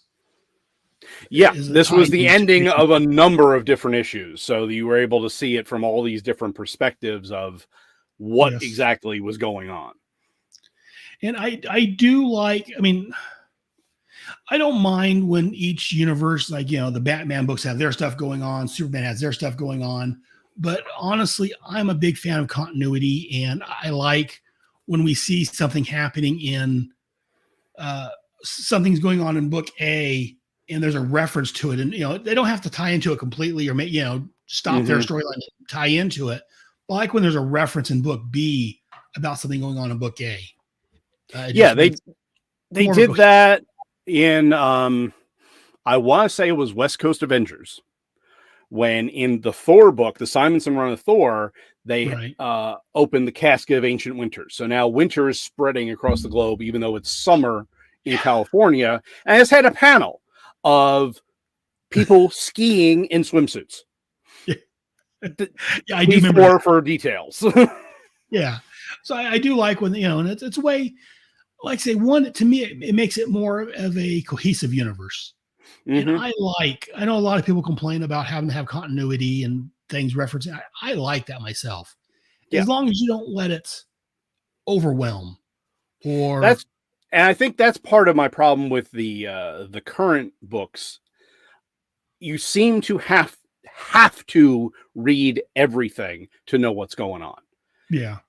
You shouldn't. There should be these little nuggets going across to make, yes, we're all in the same universe and everything, but you shouldn't have to read every single title to know what's going on in just the ones you care about. Right. Yeah. You read the ones you care about. And if there's something, you see a reference to something like you were talking about the Thor and the West Coast Avengers. Well, I'm curious what's going on here. I'm going to check out that story also, but you don't have to understand what's going on in West Coast Avengers. Correct. Yeah, no, that's what I like. That's the continuity I like. I don't like it when, I know for a while there at the end of the 90s, early 2000s, both Marvel and DC were guilty of this. It was one crossover after another, and they have a crossover, and then they have a mini crossover that leads up to the next crossover. That's when I said, I'm done. I say around that time, I'm about done with this. And then I moved and money situation. So I ended up stopping buying everything at that point. But yeah, I was getting burnt out also I like the crossovers. I like the Invasion crossover, Millennium. It happened. I like the Legends. I talked about Legends over on my Task Force X. I covered the Legends miniseries first over on my Task Force X miniseries or podcast. So I do like these crossovers that they happen and then they end, and then you have some real life. Yeah.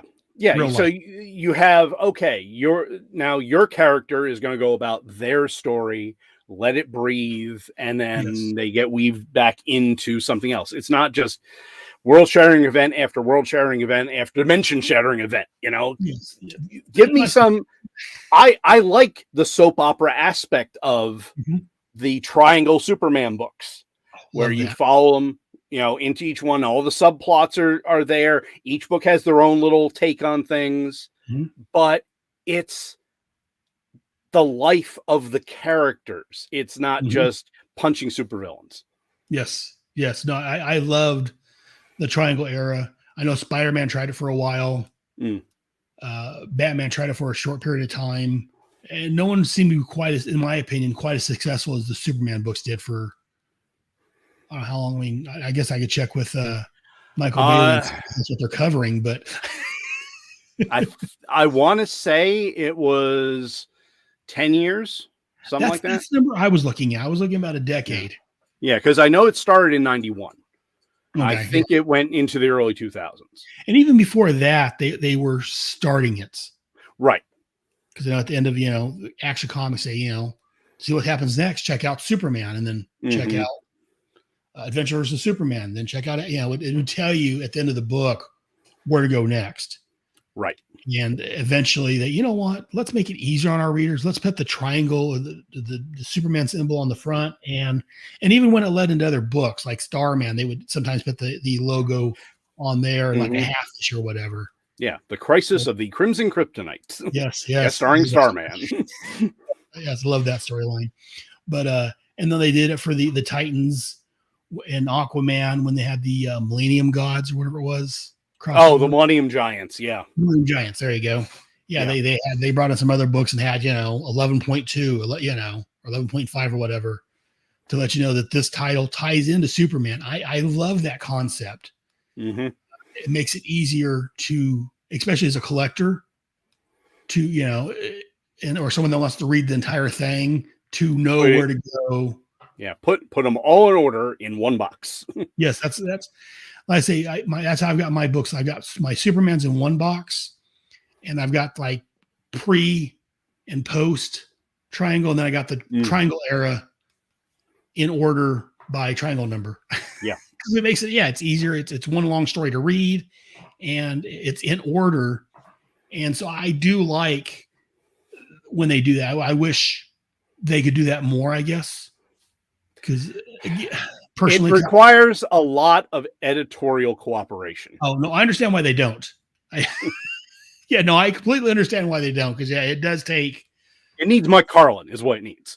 Yeah. Because again, like I say, Batman tried it for a while, Spider-Man tried it, and while they were successful at one point or another, none of them did as well as Superman did it, because they didn't do it as long and it wasn't quite as tied together. And And yeah, that's the main thing that's missing is Mike Carlin, because Mike was the editor on all those books, and he was able to keep a nice control, a nice reign, and keep it, keep everyone because everyone's got to be on the same page. Exactly. Yeah. Yeah, you can't have Superman off doing this if he's over here doing this. And I think Mike kept that under control, and we just need more Mike Carlin. Yeah, I met him at Comic-Con one year. Oh, yeah? Nice guy. Yeah, I got, in fact, somewhere I've got to see where it's at now. I didn't have any books on me, but I had some backing boards. I gave him backing. He drew a character of Superman on there and signed it for me. Oh, great. I had a friend to hang it up in here at one point. Yeah, I didn't have any books offhand to sign, but I had some backing boards for whatever reason. Like, can you? Or maybe it was another book I had. I brought to have signed by somebody else. I'm like, can you? I see you drew a picture of Superman signed. I love that. I love meeting Mike Carlin. But again, we're going off on a different tangent. So I think we're done talking about the power of the atom, unless there's anything else you want to say about him. That's everything on the atom. Before we get on to the next topic, I would like to beg the indulgence of the viewers and listeners. And can we just take a brief break? Yes, I was going to say, take a quick break. We're going to take a quick break, and we'll be back with At the Movies Ahead. All right. See you in a few.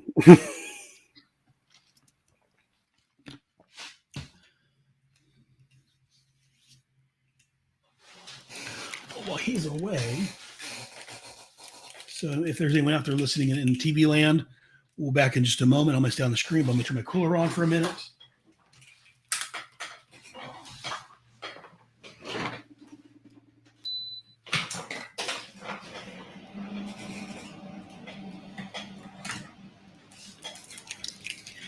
If there's anyone listening to this live or pre-recorded or re-recorded, whatever, I hope the sound in the background isn't too much. I'll have to listen to this later and see. I had to turn the cooler on to cool it off a little bit in here while Mr. Hendricks is away. So for anyone watching this, again, my main love at this point in life is G.I. Joe. But I got a lot of Transformer stuff also. So while Gene's gone, I will knock my trooper down. Watching me while I edit. I've got a Cobra Trooper that I picked up online. Because, again, as I said, I can't find them anywhere present, local.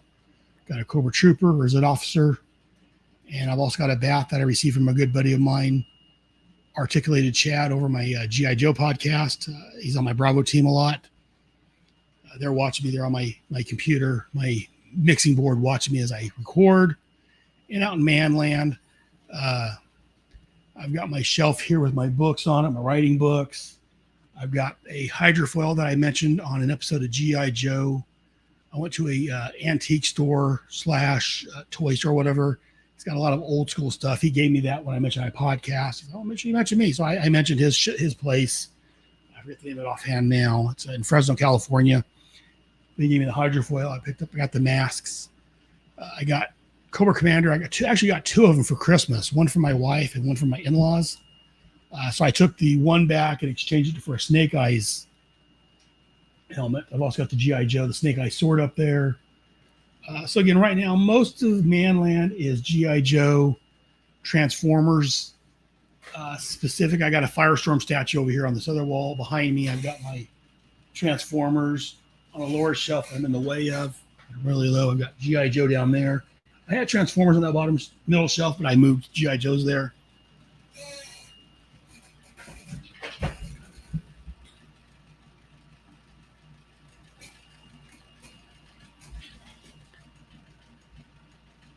Got my Batman poster and my Superman little mini posters I got. I got those when I got the Superman collector set, the 10 set of the Superman books.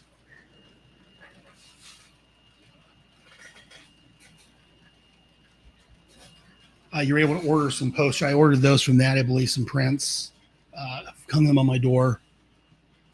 And again, this is Manland. This is where I record at. This is where I work out a lot of times when I'm working from home. This kind of behind the scenes stuff you can see when you're watching it on either YouTube or the Facebook Live or wherever you're watching it at, if you're watching it. All this will be cut from the regular show once I edit it out. But anyone that may be watching this or listening to this at some point, I appreciate you guys listening in. And Gene's back. Yes, thank you very much for everyone who is watching this live. While you were gone, I was just showing my stuff in Manland.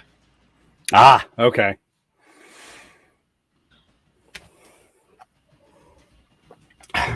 We're on to cool it off a little bit in here. I don't know if you can hear it. Just a little knocking, not too much.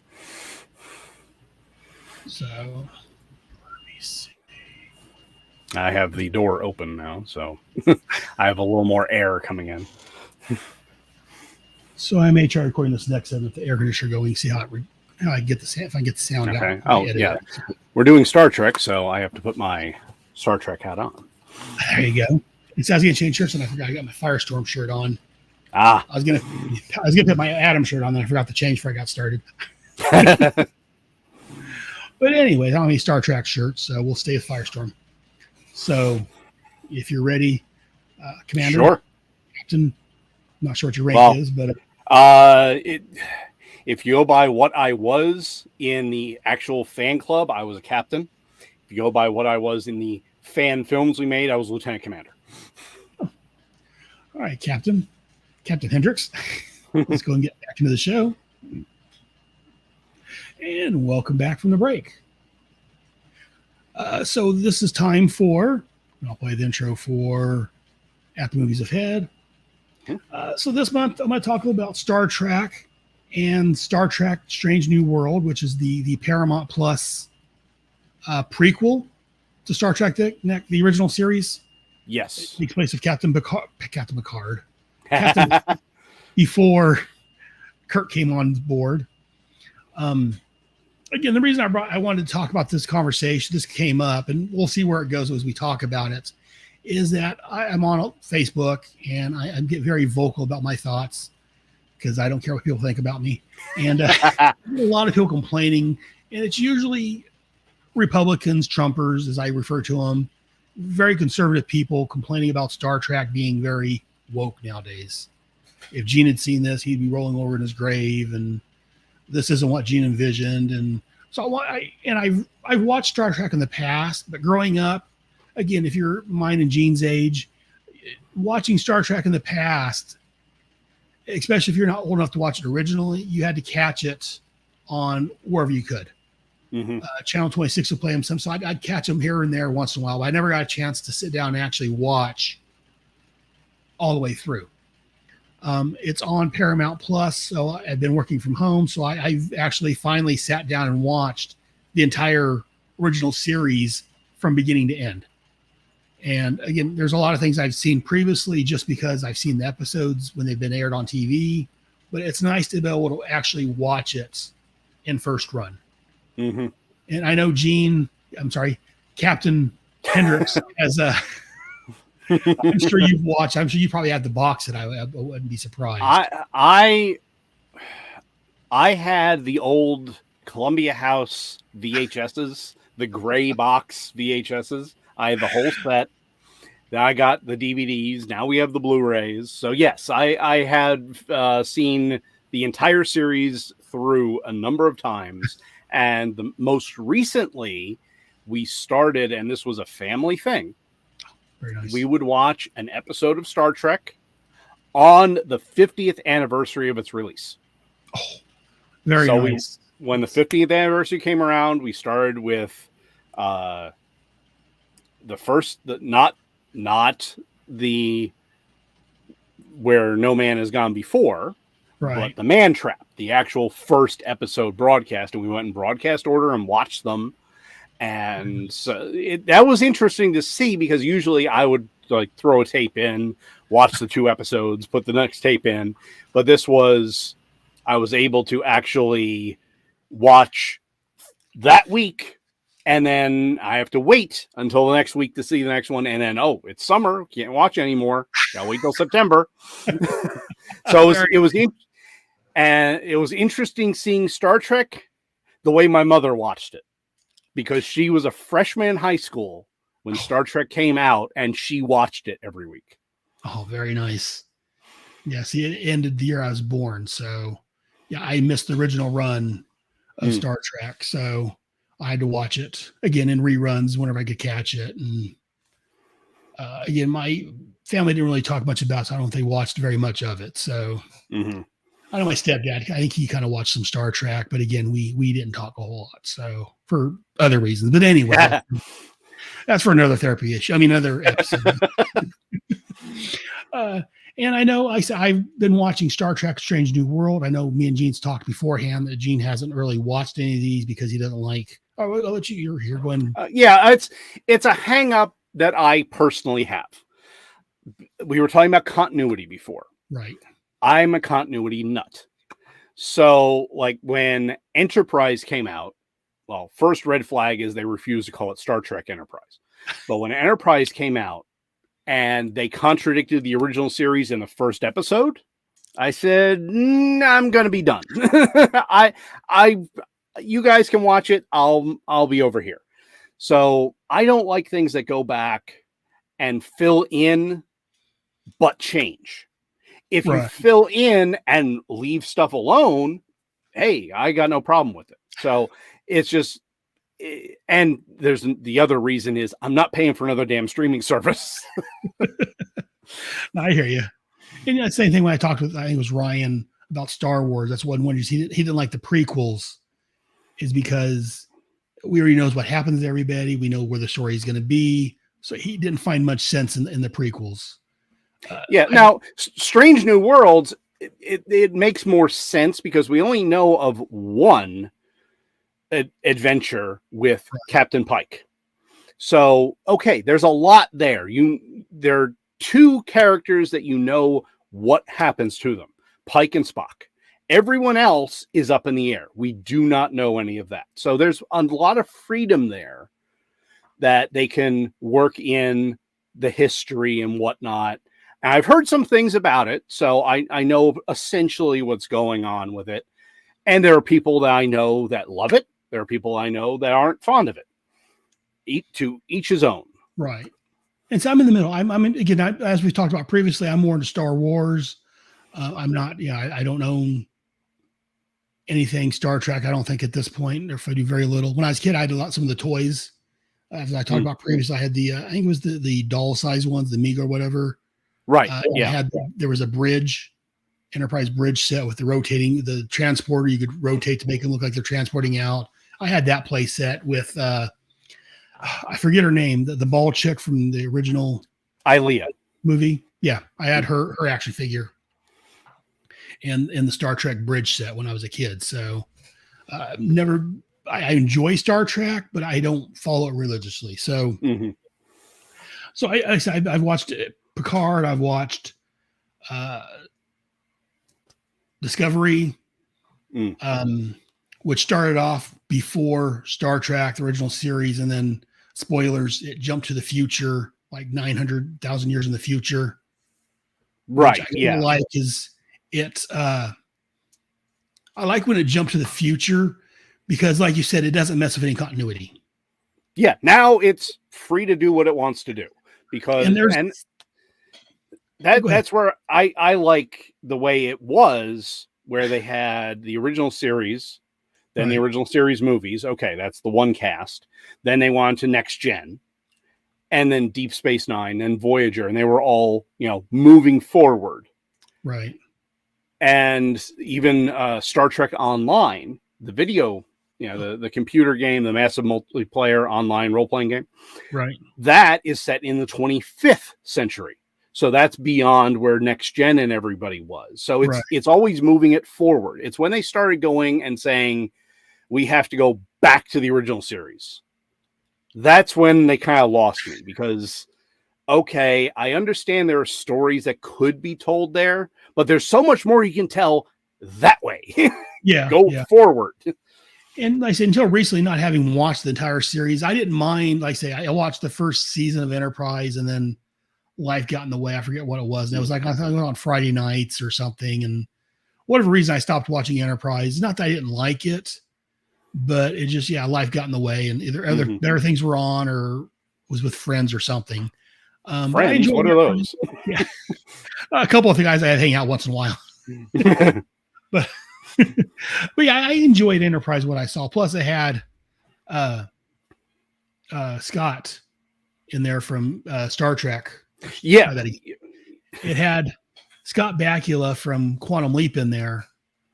And I'm a big Quantum Leap fan. Again, that's one of the podcasts I do. So I love Scott Bakula. So I enjoyed seeing him as a captain. But I saw how, I guess I heard it ended, I guess supposedly ended as a Riker was on the Enterprise and it was just a holodeck experience. Yeah, that's I think them trying to do damage control at the very end, because throughout, from what I'm told, throughout the 4 seasons of Enterprise, you heard about the ship's cook, but you never saw the ship's cook. Well, in the final episode, the ship's cook is Riker. And then at the very end, it's like, oh, we watched Archer give this enormous, incredible speech before the Federation computer and program. So was it actual history or was it Riker doing a holodeck simulation? That was them trying to play both sides. And I don't think it worked very well. No, from what I hear from people, no, it didn't. And so I don't mind some of the stuff that goes back and tell some of the prehistory, if you will. But again, as we talked about previously, I too am a fan of continuity. So now that I've sat through and watched all the Star Trek, as I think back some of the stuff that I've seen on New Strange New World and these other shows, things don't quite line up as well as they should. Like for instance, Nurse Chapel in the Strange New World, they're going for more of again, this is 50 some odd years ahead of where Star Trek was actually filmed and aired. So life has changed. Nurse Chapel looks like a present day person. She's got the shorter hair and she doesn't look like Marjorie. Marjorie? Am I pronouncing that right? Majel. She doesn't look like the original actress. Roddenberry's wife. Took me a second there. The design of the character looks different, which I kind of have problems with now that I've sat down and watched the entire original series. I say the doctor on the Strange New Worlds is Mbanga. I'm probably mispronouncing his name. Mbanga, who he's the doctor on on Pike's Enterprise. But then watching the original series, I see he was still there occasionally filling in for McCoy or helping McCoy. Mbanga was like the Vulcan expert on the ship. He was in 2-3 episodes, I think. Yeah. So I'm curious how they're going to work him from being the main ship's doctor to just, okay, you're no longer the main ship's. You're going to stay here. You're going to be on board. But Bones is now in charge of you. So I've got some problems like that and some continuity issues. And I do like the New Strange New World has tried to tie into some of the old Star. They've mentioned some of the things from the original Star Trek. They've met some of the alien races from the original Star Trek before. One thing I didn't like was in Discovery when Pike showed up. I think it was that, or maybe it was the first episodes of Strange New World. And that's part of my problem with them doing it now is they have a lot more technology than they did back in the 60s. Yeah. And so in the current series, they had actual holograms when they would talk to people. People appear in holograms, much like they do in more current Star Trek shows. But back in the 60s, they didn't have that. They're on the flat screen. Right. So they wrote that away when they started this show saying, well, Pike's like, well, I don't like the hologram. I want it just on the screen. Okay, we'll disable that and just do it up here. So I don't like the fact that they had the technology. And they had the technology then, but they didn't use it because he didn't like it. Right. And then when Kirk came on and took over charge of the Enterprise, they still kept the same technology that wasn't as advanced as what they could have done. So I don't like these new shows because of that. But I still watch them because they're enjoyable for the most part. It's just trying to line them in continuity. There's glitches like that, that kind of, as a Star Trek fan as yourself, I can see why it would drive you buggy. Yeah. And and like I said, it is my personal hangup. I completely understand that. Definitely. If there are people that enjoy the show, more power to them. Watch it. I hope they renew it for you. It's wonderful. But it's just not for me.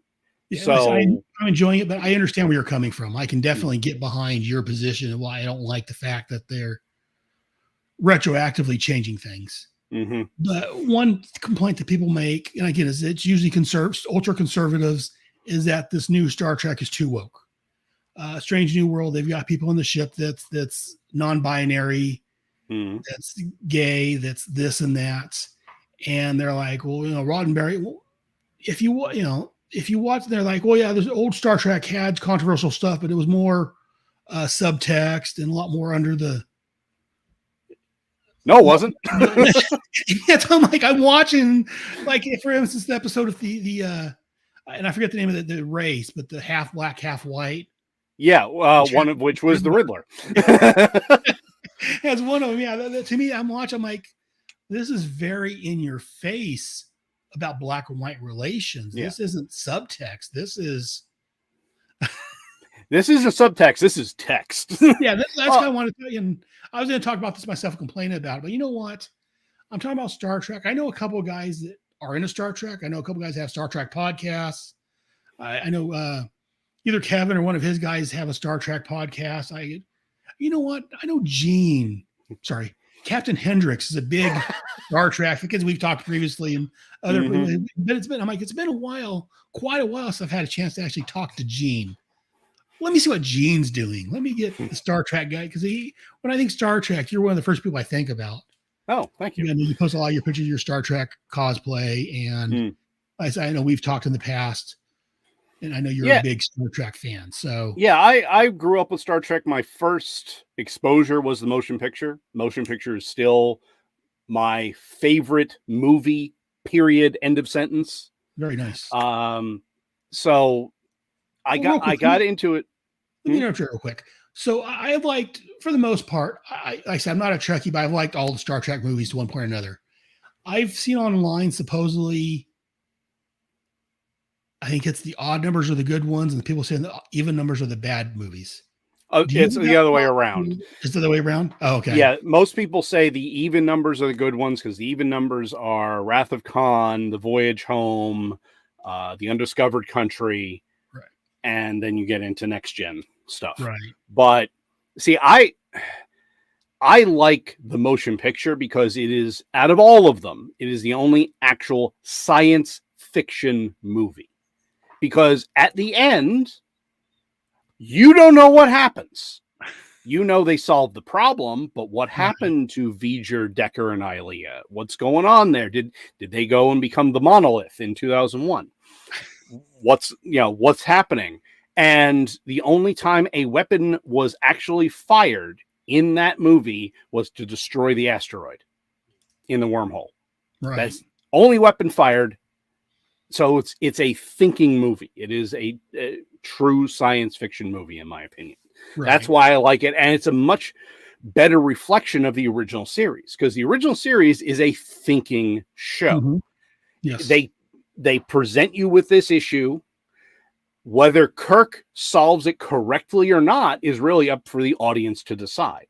Right. Now, back to what you were saying. Now, full disclosure, I am much more middle of the road politically. I have voted for Republicans. I voted for Democrats. I voted for independents. I have not voted for one of the two major parties in the last 5 presidential elections, although I have voted for a presidential candidate. I don't blame you. Again, growing up, I was very much on the Democratic side. But over time, I've learned that, you know what, the Democrat, again, if you're a very political person, you may want to ignore me, but skip the next few minutes. But yeah, the Democrats don't care for you any more than Republicans do. Yeah, Chris Honeywell has the best description ever of the Republicans and Democrats. They're the Punch and Judy parties. Very much so. Well, because you can't tell the difference, really. And there is differences, but both the far right and the far left are much closer than you want to admit. Yes. I mean, I've got people that I'm friends with on the liberal side, and I've got some that I've defriended or Z-friended me because, again, I'm like you. I'm more down middle of the road. Again, for the whole Black Lives Matter thing.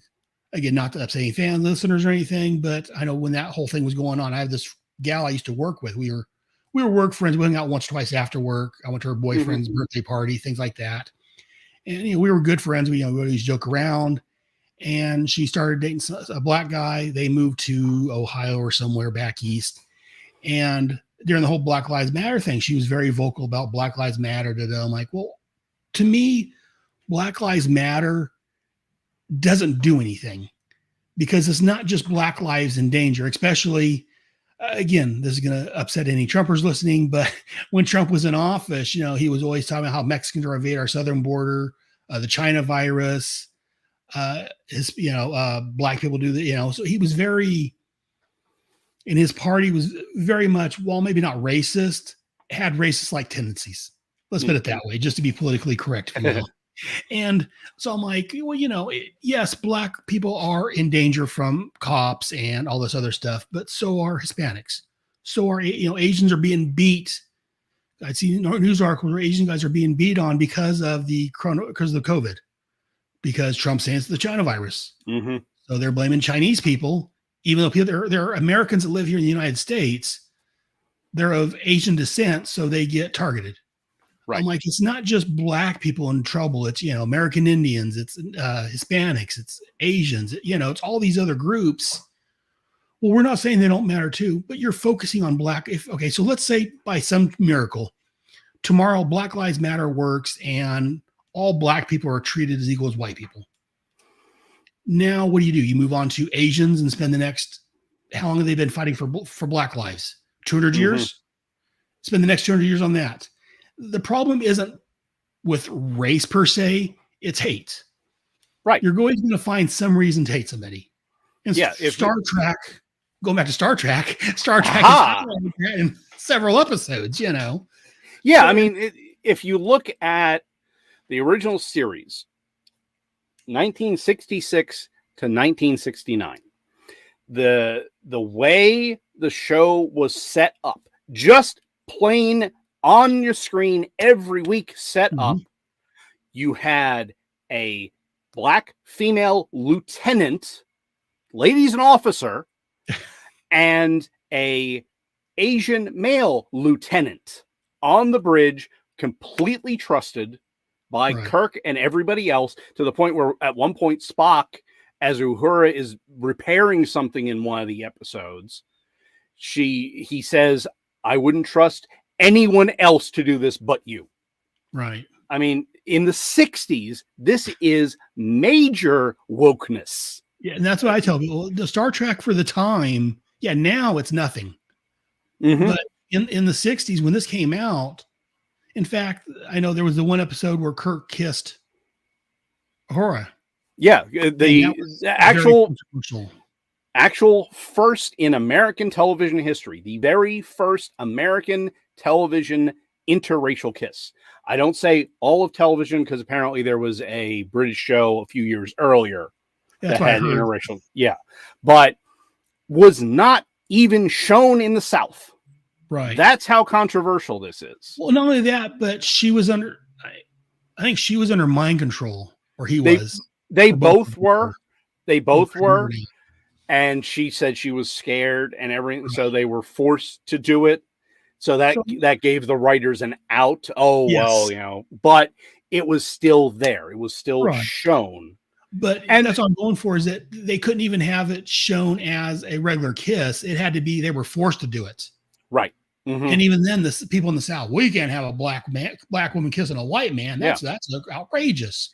But here's the thing: the Naked Time, one of the very first episodes, right? That's where everyone gets the virus and they act like they're drunk.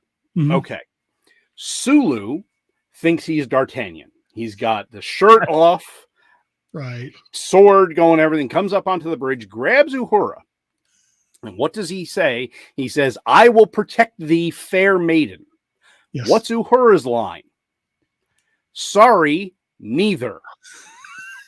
Because Uhura is not fair. She has dark skin. And she's not a maiden. See, when they say fair, I don't, and again, that's just who I am. I don't think of black and white. Right. Fair being fair skin. But now that you mention it, it makes sense. But even so, sense, but you're talking about This is an unmarried woman Mm-hmm. on a 60s television show saying she's not a virgin. Right. Yes. Yeah. No. It's Hello. yeah. So that's what people complain about. I say that's what started this whole conversation was people complain about Strange New World. Well, it's very woke, and Roddenberry be turning over in his grave.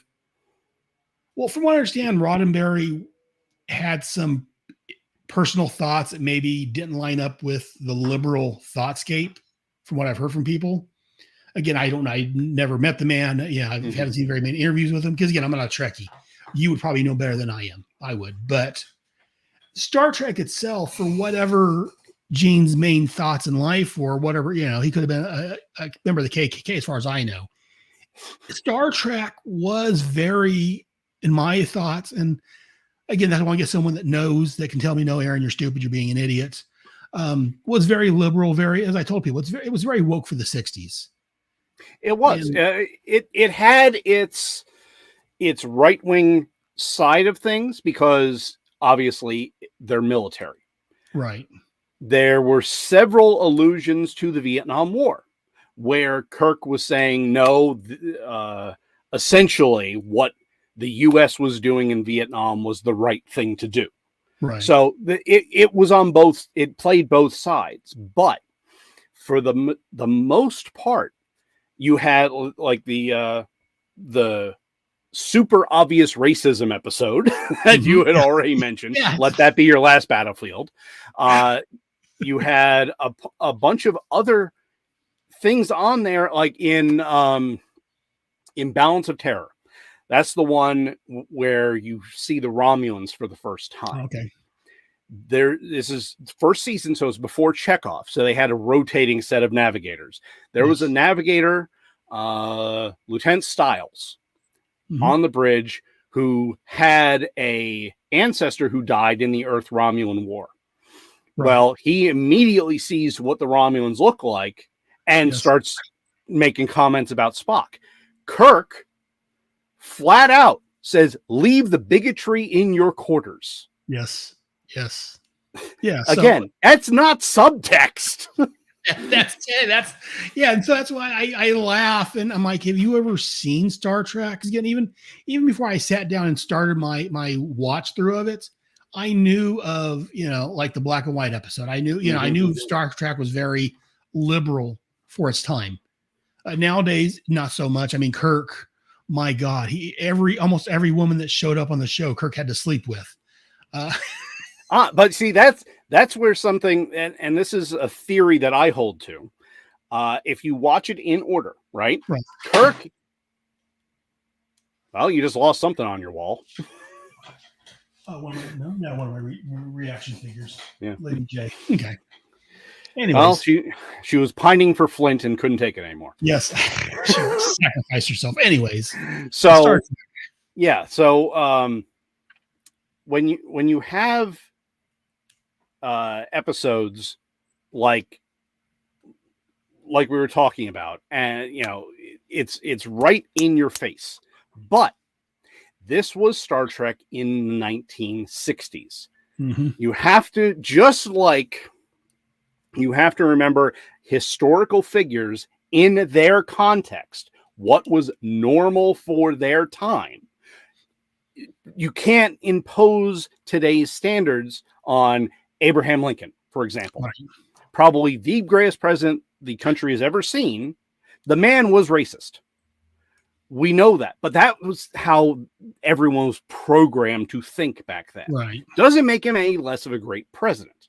Right. But and you cannot impose what we know today as fact, as far as sexuality and identity and things of that nature, on a show from the 1960s. Right. They didn't, some of the stuff didn't exist then. Or if it did, it was seen as a super abnormality. So they weren't going to address homosexuality, for instance, because it wasn't there in their mindset. If they had had more information on it, they would have. They maybe at that point, Sulu in the 60s would have been gay. Even though George Takei says that Sulu is straight. I was going to mention that because I did see that, in the one of the new Star Trek movies, they made him gay and gave him a husband and a child, I think. But yeah, I know, and I saw something from George Takei saying, and I know George, again, I like George Takei, and I like whenever you ask how to pronounce his last name, because that's always been controversial. He's like, it's Takei, rhymes with gay. I like that George, he's very flamboyant without being flamboyant. Yes. Yeah. He is not over the top at all. but he can come across, I say when he says lines like that comes across as very flamboyant, but he's not flamboyant about it. So I do like, again, George has got, from what I've seen of him, I've never had the chance to meet him, unfortunately, but I've seen him online. I've seen postings of him and stuff. And he comes across as a very personable, very, very likable person. So I do like it. So anyway, so like you said, George came out and said, even though I'm gay, my character wasn't. And, Roddenberry didn't intend for Sulu to be gay.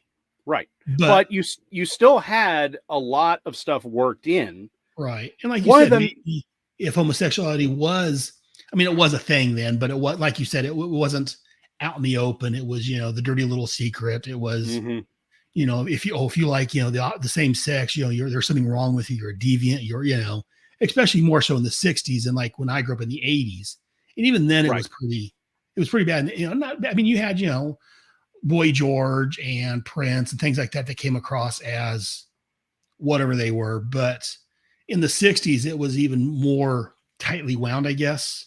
Yeah. Look at Little Richard, for example. As gay as anyone in music, but he couldn't be open about it in the 60s. Still, he was on the flamboyant side, but that's because he was in show business. So this Star Trek pushed a lot of boundaries. And they tackled things head on. Yeah, there was some subtext, but most of it was just slap in your face, or as they say on Mission Log, bonk bonk on the head.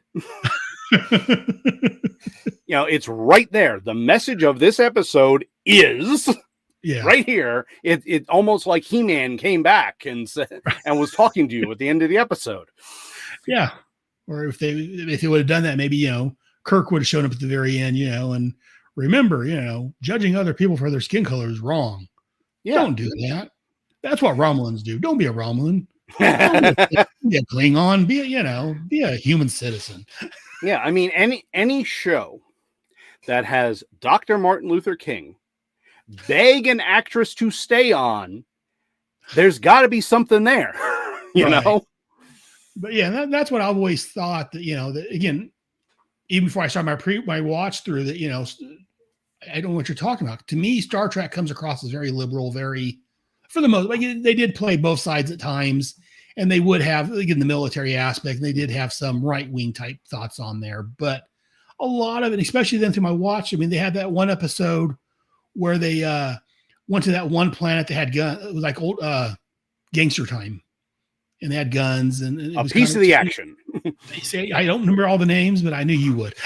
Because I've sat through and watched through of them all once. So, I'm terrible at remembering things. So, but to me, that came across as kind of an anti-gun statement for the most part. Even though Star Trek have phasers, that it seemed to me like they were trying to say there's a better way of handling these things.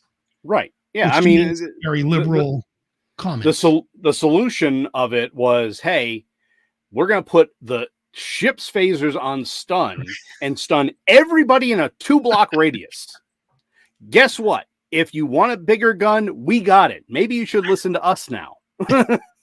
Yeah. So, just a lot of these episodes came across to me as very, very, as they say nowadays, woke for the 60s. And I want to talk about that. And who better than one of the biggest Star Trek nerds I know? Yeah, and if you think about it, even extended to the writing staff. For example, DC Fontana had to go by DC because her first name's Dorothy, and they couldn't have a woman writing these episodes. But if you like anything to do with Vulcans, she's the one to thank, because she wrote Amok Time and all these other Vulcan-centric episodes, so that you got the backstory and everything, and how it all works together. Right. And yeah, as I said, I'm 52, so I grew up, in the 70s and 80s, and so a lot of that was prevalent. But the way my mom raised me was to not look at race, not to look at Mm-hmm. Yes, there's a difference between men, and again, that's another rant I've commented elsewhere on. But there is a difference between men and women. But while there are differences, women can do almost anything a man can do. Right, and those differences are to be celebrated. Other than infinite diversity and infinite combination. Remember that little thing? Yes. So, infinite diversity. Hello, diversity. Where have I heard that term before? In infinite combination. Bring all these different ideas and peoples and everything together and talk about it. Figure stuff out. Star Trek is supposed to be the future we want. It is supposed to be what we are aspiring for. This is why I like it so much, as opposed to the post-apocalyptic stuff. Yeah, okay, if the world's going to be destroyed, why should I care about the future? No. I want to get to Kirk, Spock, McCoy, Scotty, Uhura, Sulu, and Chekhov. I want to get to that diversity as a common thing, everyone working together, everyone having their own skill set, and them talking about it and dealing with all these weird problems. That's the future I want to live in. And people being there because of what they can do, not because of what they look like. Exactly. Uhura is in charge of communications because she is the best person for that job. Yep. She's not there because someone said, hey, we have to have this many people of this race on the crew. No, she's there because she's the best one. And Sulu's there because he's the best at his job. I mean, Chekhov came along and, again, he's white, but he's a Russian. I mean, at the time, I'm sure that was even... At the time, that was actually another controversial thing. Yeah. Is you had the people that could destroy us at the push of a button. A guy banging his shoe on a desk telling us how we will be destroyed. And we put one of them on our show about the future of everyone cooperating. Yeah. So, that's why I'm like, what do you mean it's woke? So, I mean, Gene Roddenberry returned over his grave. That's what he was aiming for, is for a world where on the bridge you can have, a black guy, a white guy, an Asian guy, someone that doesn't identify as a man or a woman, or however they are, or a gay, And I mean, beyond the original series, if you look at Next Gen tackled non-binary races. Next Gen tackled more DS9 tackled same-sex stuff, but it's always there. It's always in Star Trek. If Star Trek is not pushing what is considered normal, it's not doing its job. Science fiction, in general, Star Trek in specific, science fiction is supposed to hold up a mirror to what we have today and say, you can do better. Yes. And that's what I always took Star Trek as. And I like Star Wars more because there's more fighting, there's more, space opera and all that. But I do like Star Trek because, like you said, it's what we as a human race should be striving for. We should be striving that way. Yes, there are differences in us, but those differences shouldn't separate us, as you said. It should bring us together, and these type of people may be better at one thing than these people, but if you bring them both together, it's not the differences that make them who they are. It's what they can do and how they work well together and can merge together and become a single unit or group or bridge crew or whatever you want to refer to them as. Yeah, I mean, if you think about the crew of the Enterprise, with the one exception being Spock, right? There is one descriptor that can be put on every single member of that crew. human. Yep. You don't need any other definitions. You don't need to know about their race, their gender, sexual orientation, whatever. They are humans. They are here to do a job. Right. And that's been my thought all along. But again, I'm a casual Star Trek fan, as I've said. I'm not Captain Aaron of the, whatever. But that's when someone, again, that knows more about Star Trek, that lives and breathes it like I do G.I. Joe. Yeah. If I need to know the ins and outs of Cobra's pyramid scheme, I'm talking to you. And just like, yeah, I want to know more about Star Trek and how it relates to, even though you haven't watched the current stuff. And again, your reason for that is perfectly understandable. Again, it being in your shoes, I would be the same way, but you know enough about what's going on with the new stuff to comment on and compare it to the original Star Trek, which you clearly know and love. Yeah. I mean, one of the first things I heard about Discovery is, and because I'm not entirely sure what the language rating on this show is, I'll just say the use of the F word on Discovery. Right. Yeah. So I'm thinking to myself, okay, well, how many times did McCoy say damn and hell in the 60s on television? Right. Not that it was unheard of, but that level of cursing was not normal, especially not for a science fiction show. So you had people that were up in arms about the language back then. So guess what? Discovery's not on network television. Right. It's off on its own thing. They can do that. If you don't like it, maybe you need to rethink about watching Star Trek. Right. But like I say, even, back in the day, damn and hell, while it's not, the F-bomb or, some of the words we may use, for the time, it might as well have been. Exactly. Yeah. I mean, that's something that, on NBC at the time, right. Just it was not something that they would normally hear. And like I said, my teenage mother at the time was watching this. So obviously, and I don't think any of her sisters watched it. I don't think her parents watched it. I think it was just her. So it's one of those things where it might have been intentional because they're thinking, oh, okay, we got the adults are probably going to want to tune into like Gunsmoke or something. Right. And so we got this narrow range of younger people. Let's get some ideas in their head about how the human race could be acting. Yeah, and a lot of people call that indoctrination, but I think, teaching your kid to hate black people because they're black, that's wrong. And in fact, anyone that's listening that disagrees with me, you can stop listening and stop listening to the show if you want to. I don't care.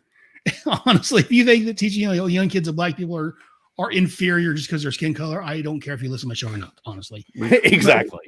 But yeah, penning in young viewers' heads that, women can do what men can do. Mm-hmm. Asians can be just as good, if not better, than a white guy at this job. This black is in charge of communications because she's the best damn communication officer out there. Because that's what the Enterprise was. It's, as far as I'm concerned, it was the best of the best for the most part. I mean, you did have your red shirts that, right? But, yeah, for their sacrificial reasons. But and that's one of the things that when we made our own fan films, USS Justice, we did two things specifically. One, we had zero connections with the Enterprise. Because you would be surprised how many fan films out there are actually. There was one series, I'm not going to name them because I want to call them out. The third episode was somebody going around and talking to each member of the crew and them saying, oh, I'm connected to the Enterprise D this way. We don't care. That's not why we're here to watch you. But we also made it so that our crew was not the best of the best. For example, my character, the chief engineer, was racist. He was racist against Klingons because he was raised on Sherman's planet.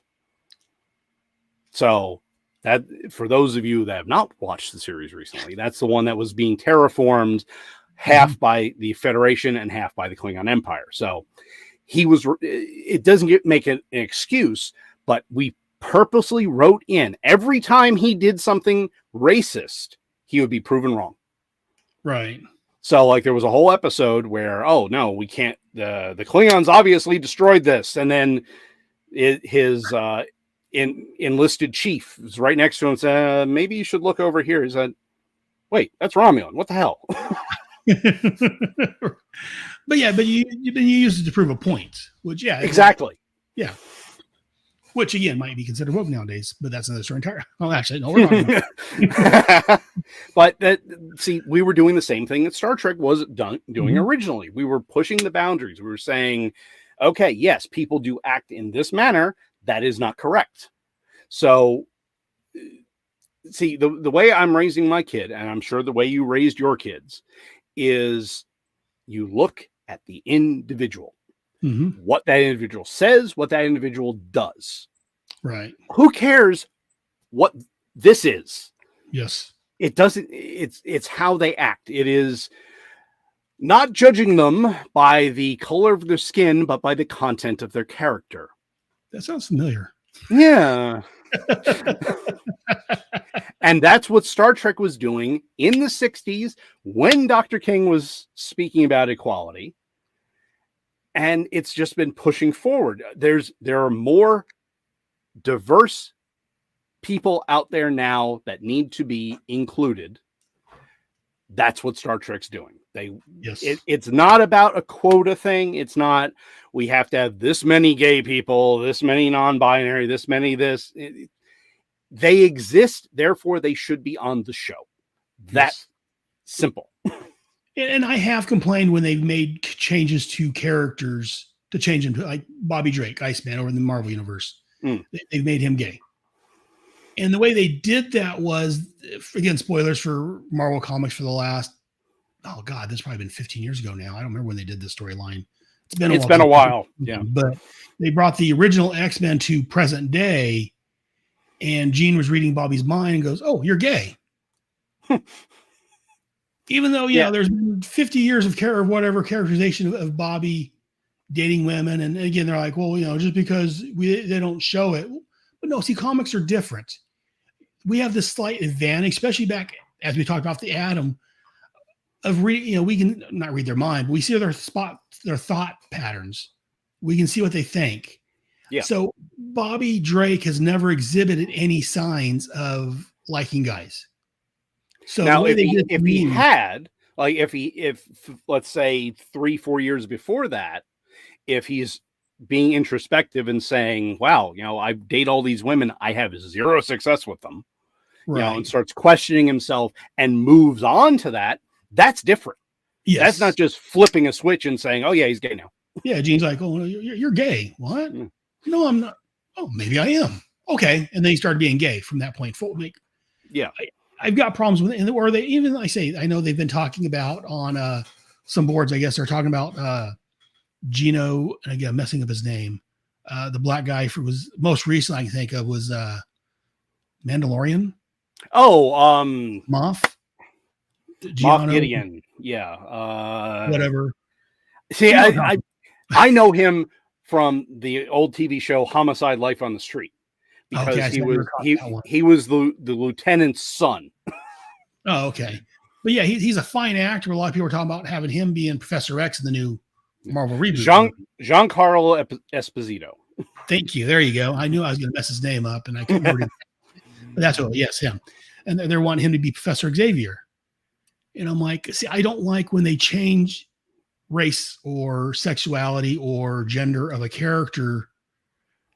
They're like, well, it shouldn't matter. Well, but it does, because again, someone that's read the comics for the last umpteen years. Well, again, I've been buying comics in the comic book strong since '87, and X-Men followed shortly thereafter. Professor Xavier has fit this one type. He's a white guy. I mean, if he fit someone, I had a slight problem with the newer X-Men movies, the beginning, where again, my mind's blanking out, but he has hair. And I know he had a man, but to me, Professor Xavier's an older guy, bald head, white. I mean, that's who he is. He's Patrick Stewart. Patrick Stewart. Even back in the '80s when I had fan cast, who would be great in an X-Men movie? Patrick Stewart back then. That is Xavier. So Yeah, I mean, if you look at like the Unspeakable Fan Four Stick movie, where they changed Johnny Storm to be black. Okay, fine. Why didn't you change the rest of his family to be black? Because then not only do you have two characters on the Fantastic Four as black, you have an interracial relationship between Sue and Reed. I think that's pushing more boundaries than just randomly saying, yeah, that character's black now. Oh, he's adopted. So I wouldn't like that either because they're changing the race of characters. But my thought on, again, that's what this podcast is about. But I want to say, if you, yes, we do need more diversity. Create characters. Yeah. Well, people don't take the new characters. Well, maybe you're not doing a good job of creating characters then. Like going back to Marvel in the esteemed time that we talk about, you had the Puma. That was a character, Native American, created as a foil for Spider-Man, was a very well-rounded character, had his own arc. Right. But they didn't take an existing character and say, oh, he's Native American now. No, they created a new one that was a compelling character. Right.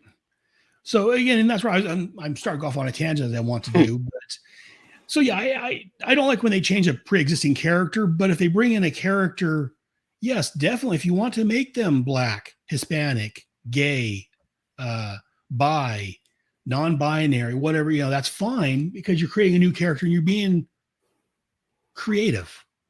Yeah. And that's my other problem I see, besides the fact that when I see characters in the comics, I want to see them on the screen like I saw them. It's also, to me, it's a lack of creativity. You're making a character like Snake Eyes, for instance. Again, I've complained about the Snake Eyes Origins movie, and I'm going to do it again because that's what I do. They turned Snake Eyes from a white, blonde-haired guy into an Asian guy. Well, why not just create a new character that's Asian that feels that he's... That defeats the whole purpose of Storm Shadow bringing him into the clan. Well, it's a different type of but even so, it's like, or Filipino, whatever. But that's what I said. And because people complain, well, it's not part of their backstory. It shouldn't matter. Well, Snake Eyes. Storm Shadow brought this white, blonde hair, blue-eyed kid in.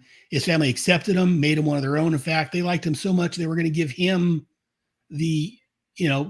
bequeath everything to him instead of Tommy, a Storm Shadow. And that's kind of one of the driving factors of why Storm Shadow was suspected of killing the Hardmaster. Because of the jealousy that was thought to be there. And, that's part of his, well, they can still take, he's Filipino, so he's different than Chinese. And so it's still a stranger and a stranger. But you keep moving the goalposts. You're saying that it's not part of their backstory. Well, okay, it's part of their backstory, but if you widen it out, it's still... So that's one thing that bothers me. It's lack of creativity to me. And it's taking a character that Snake Eyes is a popular character. Well, instead of doing any work and making people like this character, we're going to take this character people already like, and we're going to change him to be an Asian character, just be a Filipino character, whatever he is, just to do it. Because we need more representation. Well, be creative and create a Filipino character, Asian, whatever you want to, whatever character you want him to be. Take your time and actually create him and do some creative work instead of taking that shortcut. But again, I'm off on one of my tangents. But yeah, no, if you're creating a new character, yes, definitely. There is more than just white people out there. Speaking of older white male, there is more than my, people that look like me out there. Yeah, and you and I, we're the whitest of the white guys here. We have no problem watching people of color, watching people with different gender identities than us, watching people with different sexualities than us. That's great. Like I said a little while ago, infinite diversity and infinite combination. That is a Vulcan precept that was introduced in the original series. That's how long this has been around, for over 50 years. if there was more diversity back then, you would have seen it on Star Trek. Mm-hmm. Most definitely. That's what I thought. But again, I'm just a casual viewer of Star Trek. I've just recently, as I've said several times, I've just recently watched the entire run. So I wanted to complain about this, and I was going to do that. But again, like I said, I don't. I'm the type that my wife says I like to be right. Well, it's true. It's not true. Some people have to be right no matter what. Even if they're wrong, they have to be right. I'm the type that I have to be right in the fact that when I say anything, I like to make sure I know what I'm saying before I say it. You have to be right with evidence. Yes. I have to actually be right, not just in my own head. Like I say, I worked for the IRS, and for a while I was managing this the clerical unit, and I had to send out reports every day. And in the reports, I had to say by the end of the day, we would be at this many days aged. We'd be at 10 days aged. And when I started doing my reports, I would say, well, we should be at 10 days aged. And my department manager's like, oh, no, Aaron, you can't do that. They want you to say we will be at. Like, but I can't guarantee that. And I like to not be right, but I like to be correct. Yes. I like to know what I'm saying. If I can't get, I'm not doing the work. I'm doing the reports. I'm saying the work. As long as I make sure the work gets out and brought back into the clerical unit, that's my job. At this point, I'm not doing any of the work. I can't guarantee that these people are going to get the job done. I understand, but they want you to say it this way. So it took me a while to get down to be able to say that without, I don't like saying this, just because that's who I am. I like, I don't like making statements without knowing that I'm correct. Mm-hmm. That's just who I am. If I'm wrong, I'll admit that I'm wrong. Show me evidence that I'm wrong. Okay, I'm wrong. Yeah, crap. And that is a sign of a critical thinker. You're presented with new evidence. You can it will either reinforce your opinion, change your opinion, or show you where the holes in your opinion are. Yes. If anyone that follows me on Facebook, I get in arguments with people online all the time. Because again, like going back again, not to piss off any Trumpers out there, but I'm going to do that. I'm probably doing that just playing Trumpers, but I don't care at this point in my life. I'll get in arguments with, people that support Trump. Trump's the greatest president ever. He's never done anything wrong. He's never lied. He doesn't cheat. He doesn't. Really? Hell, let's ask his 2 ex-wives if he's ever cheated. Let's look at his ex-wife. He's got buried on his golf course for tax purposes. See if he's ever cheated on anything. Let's look at all these lies he said. And I'll point out. He said this. And when he took office, he said he would be too busy golfing. I'm sorry, he'd be too busy being president, working to play golf. How many times did he golf in his first year? Yeah. He said he was going to build a wall, make Mexico pay for it. Where's the wall? Where's the money? So whenever I bring these points up, Trumpers are, well, what about Biden? Well, you're talking to the wrong person. I didn't vote for Biden either. I didn't like Biden. And that's just it. You'll do the same thing with Biden. If Biden's the greatest president, Biden never lies. Well, how about this, this, and this, and this? Yeah. But yeah, I'm like, you're barking up the wrong tree. I didn't vote. I didn't like, again, when people ask me about Biden, his greatest thing is he's not Trump. That's the only good thing I can say about Biden when he was running. That is why he won. He wasn't Trump. Yes. Yeah. And that's, but let's forget about Biden for a minute. Cause again, I can argue for or against Biden. I mean, he made some wrong decisions, but again, as I've said, I don't think everything at this point wrong with the country is Biden's fault. No, he was handed a pile of crap and said, do something with this. So I think he's doing the best he can. Every person has good and they have bad. Yes. Every single one. If you are the type, and if you don't like what I'm saying, stop listening to Aaron's show.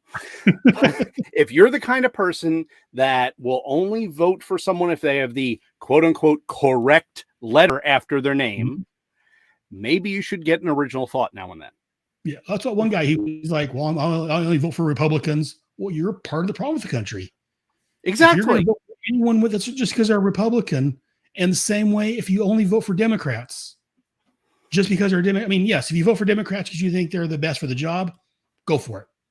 But if you vote for Democrats just because they're Democrats, you're part of the problem with the country. Yeah. Everyone says, well, Congress is horrible. They're all doing a bad job, except my guy. Yeah. No, they're all doing a bad job. Yes, they all do some good stuff once in a while, but for the most part, Congress, the Senate, the president, they don't care about us, honestly. And not to turn this into an anti-Washington show, but honestly, they care about doing what's best for them. They care about getting reelected. That is all they care about. That's why you have people in the Senate for 50, 60 years. And making money while they're there. Yeah, and how they cannot be in touch with their constituents if they've been in politics that long. I'm a huge proponent of term limits for everybody. Yes. Yeah, no, I agree with you. I'm like, well, don't we have term limits? Just don't vote for the people anymore. But the problem is, they got a D the next name. I have to vote for them. They have an R next to their name. I have to vote for them. And I know that's the, vote independent. Well, independent's never going to win. Well, no, and dude. if everyone who said that voted independent, we would have an independent president right now. That's what I've been saying. If everyone that felt that way, because for instance, my wife was going to vote independent this last election. Mm-hmm. Her dad is a big time. Again, they don't listen to my podcast. So I don't care. Her parents are very big Republicans, very big Trumpers. Trump said this, so it's got to be right. In fact, the other day, my wife's over, and my wife and her mother. I wasn't there so she was able to complain.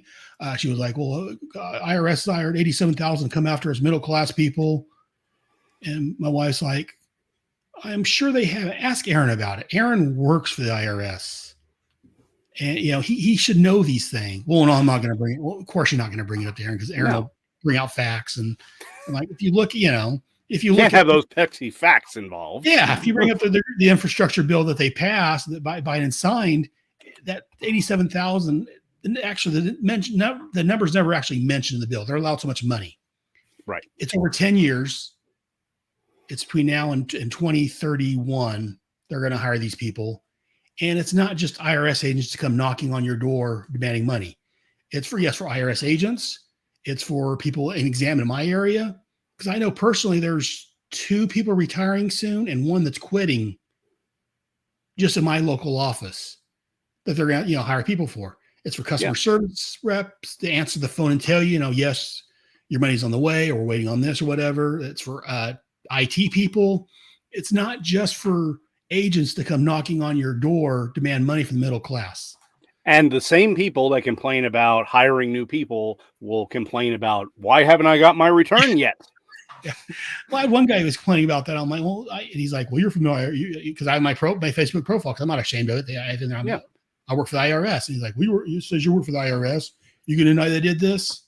Yes, I'll deny that. The guy explained, here's a copy of the bill.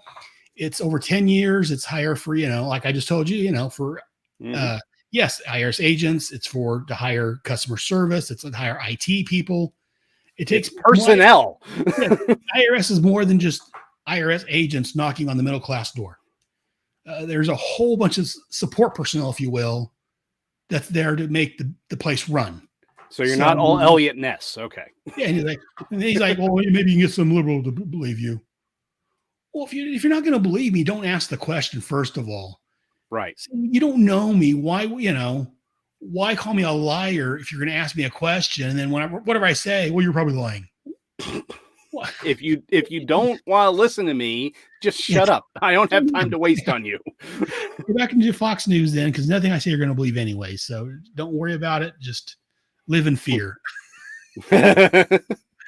But anyway, again, I'm getting off topic again as I am want to do. But Star Trek, very woke for the time, still very woke.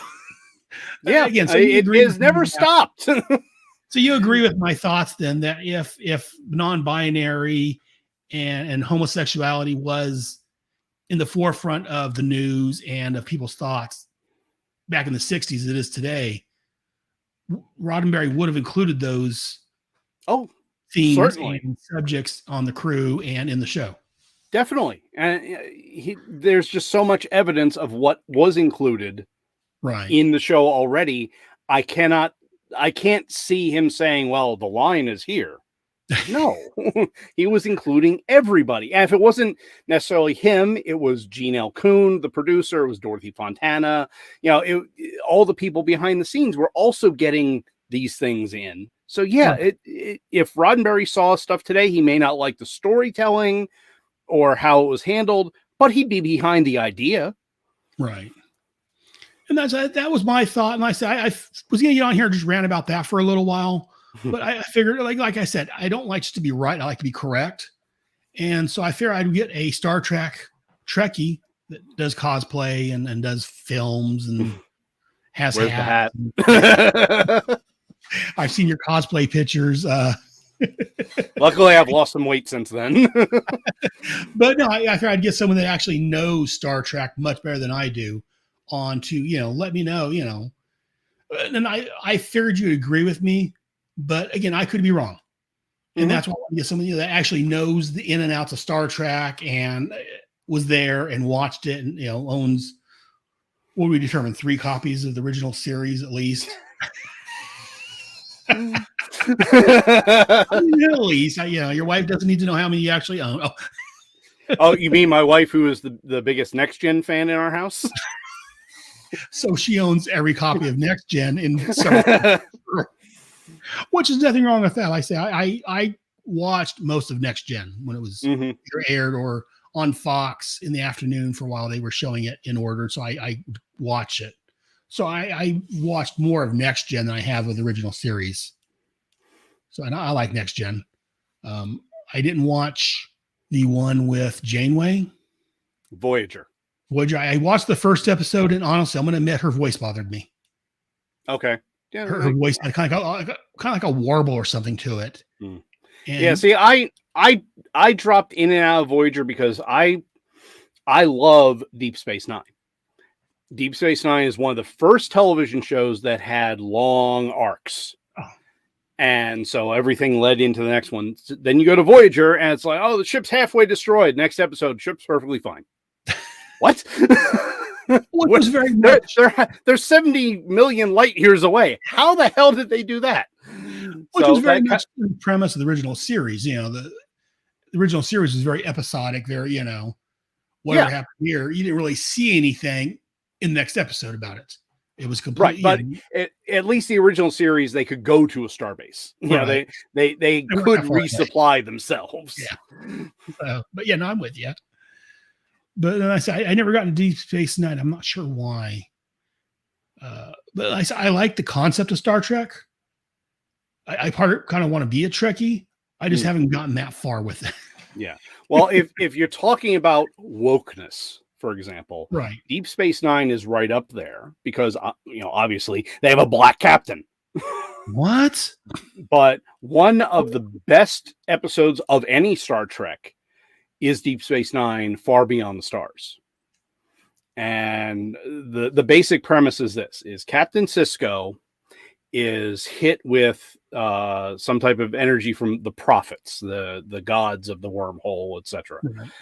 And he is transported back in time to the 1940s, where he is a black science fiction author named Benny. And all of the cast are there, and they're doing their thing. Right. A lot of them got to do it out of makeup. Like you see Michael Dorn as a black baseball player.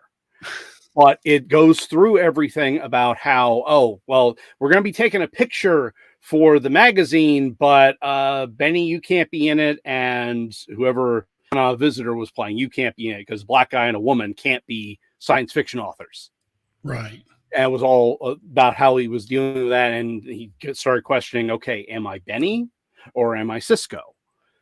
And his best Avery Brooks' best performance as an actor is in that episode. So even if you don't watch any other Deep Space Nine, Far Beyond the Stars, you should check that one out. And I've been debating, because I've done the Star Trek original series, I've been debating going through and watching Enterprise and Deep Space Nine, probably skipping Next Gen because I've seen them all several times already. Right. But watch some of these other shows I haven't caught all the way through just to complete it. But right now I'm on a Breaking Bad binge, so I've got a friend that's been recommending that for quite a while.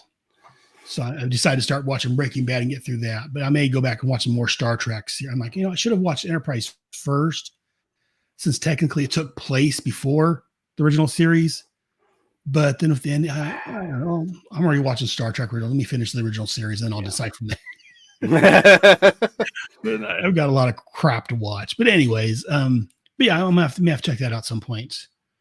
But Oh, and I say, yeah, when you said he went back to 1940s, I reminded of Men in Black 3 when Will Smith was going to go back in time, and that one hippie guy was like, "You go back to the 60s? Things were kind of difficult for people like you." I thought how you say he was. Yeah. What's his name? Cisco was sent back to the 40s and lumps in there. Things weren't too great for people that looked like him. Exactly. Which again, and that's kind of, I was going off on that, and I kind of veered off. But like I said, I grew up in the 80s, and I was raised. Yes, there was racism then, but I was raised not to ignore all that and treat people as they are. So to me, even though I know the concept of racism and how Black people were treated, women were treated, to me, it's unreal to think that, and it was only 70 years ago at this point. It was 60 years ago when it was prevalent. Yeah. I mean, in the last 50 years, I think, maybe in less than that, things have been changing for the better. Are they perfect? No, not at all.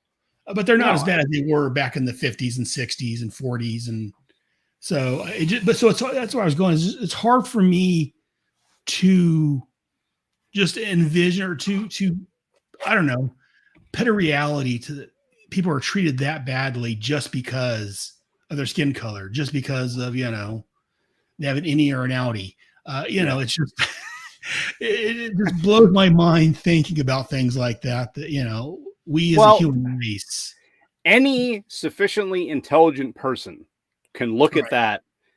He's Black on the left side. All his people are Black on the left side, and look at it like, yeah, that's stupid. Yeah. But the problem is you have a lot of not very bright people that are still doing it. Yeah, and to this day, they're, and that's the ones I refer to it. Never mind. Temper comment, but I think I've upset them enough as it is. But but anyway, any other thoughts on, again, since I'm going off on these other tangents about my other thoughts on life, any other thoughts on Star Trek or the next Strange New World and the wokeness and how, it is always pushing forward. That's the thing about Star Trek. If it's not pushing forward, it's not Star Trek. So if you don't like how it is right now, how I'm not talking about the writing or the storytelling or anything. If you don't like the composition and the topics that they're tackling, maybe you should think about your home life, your thinking, and realize this is how the future is going to be. Yeah, if you don't like it, for instance, you don't care for the new shows because you don't like the retroactive continuity, basically. And that's a lot of what they're doing. Because again, as I've said, they've got things in there. Nurse Chapel looks very much more current than she did back in the 60s. They didn't go to the trouble of giving her that beehive and the longer hair and making her look more 60s looking, I guess. No, I do like that they did, because again, in those, from what I've seen in the original series, she did seem to have a thing for Spock. Yes. There was a flirtation. I've heard stories that supposedly I'm gonna mess her name, Majel Barrett. Majel. Let's get it in my head. That she actually liked Nimoy, is what I've heard. And that's I had not heard that, but it is entirely possible. I mean, Roddenberry was spending time with Nichelle Nichols, so. And again, I'm not saying anything happened between them, but that she liked Nimoy's presence, and she had a kind of a crush on him, if you will. And that's kind of where that came from. They do keep that up. I mean, the Nurse Chapel in the current series seems to have a bit of a hidden thing for Spock. Okay. So I do like that.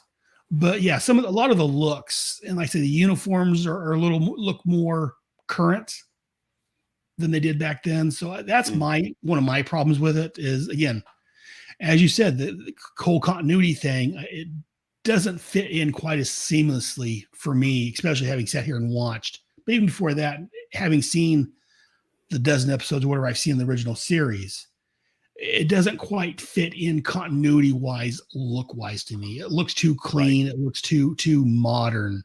Even though Star Trek is set in the future, these episodes look like they're more in the future than what Gene was. Yeah.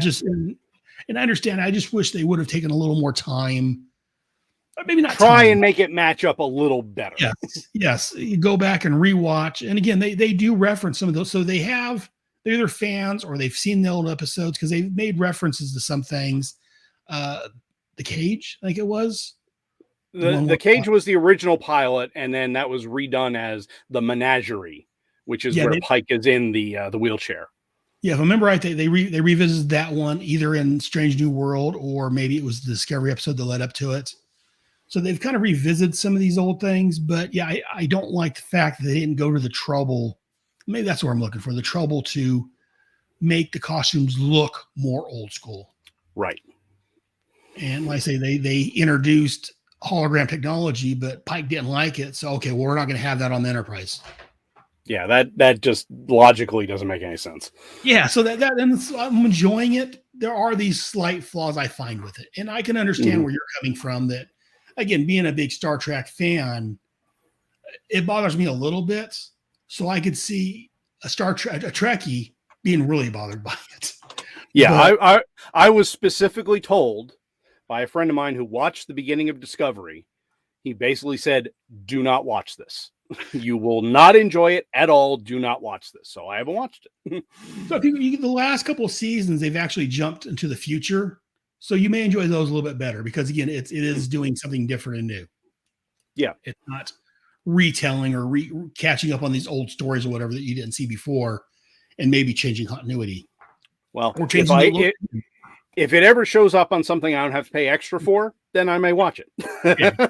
But and then, like we were saying, that's part of my, like I say, as I've complained about before with changing the race of characters, part of my problem with Star Trek is the Strange New World is the costumes don't look quite right. They don't look like the old costumes. So that, again, much like changing the race of characters, they're changing the costumes a bit. And it's not like, I know Enterprise, the few episodes I saw, they mentioned like teleport technology was new. And they would mention things like that. But this, I don't know, that's one of my problems with the Strange New World is that it doesn't quite fit in properly. Right. It may fit in the movie universe, maybe. Was it called the Kelvin universe? The Kelvin universe, yeah. But the problem is this isn't supposed to be the Kelvin universe. It's supposed to be the regular universe, so you can't use that excuse. Yeah, sometimes. So I still watch it because it's enjoyable for the most part. It's just, those little things bug me. Mm-hmm. And again, I don't have the love for Star Trek that you do, so it doesn't bug me enough to make me stop watching it. But it's enough to make me, when I see some of these things, I'm like, now that I've watched the entire Next Gen run, because again, I vaguely remember Nurse Chapel before I watched these, but she wasn't big on my mind. Now that I've watched this entire 3-season run, and Star Trek to me always seemed like it ran longer than that, just because it's so much there in pop culture and in fans' mentality. I'm watching, I'm like, it's only 3 seasons. Oh, I assumed it ran. Well, that's because when you and I were growing up, it was constantly being rerun. It was on all the time. And we even had the animated series as well, which is its own thing. You want more diversity, you got a guy with 3 arms and 3 legs and a cat woman.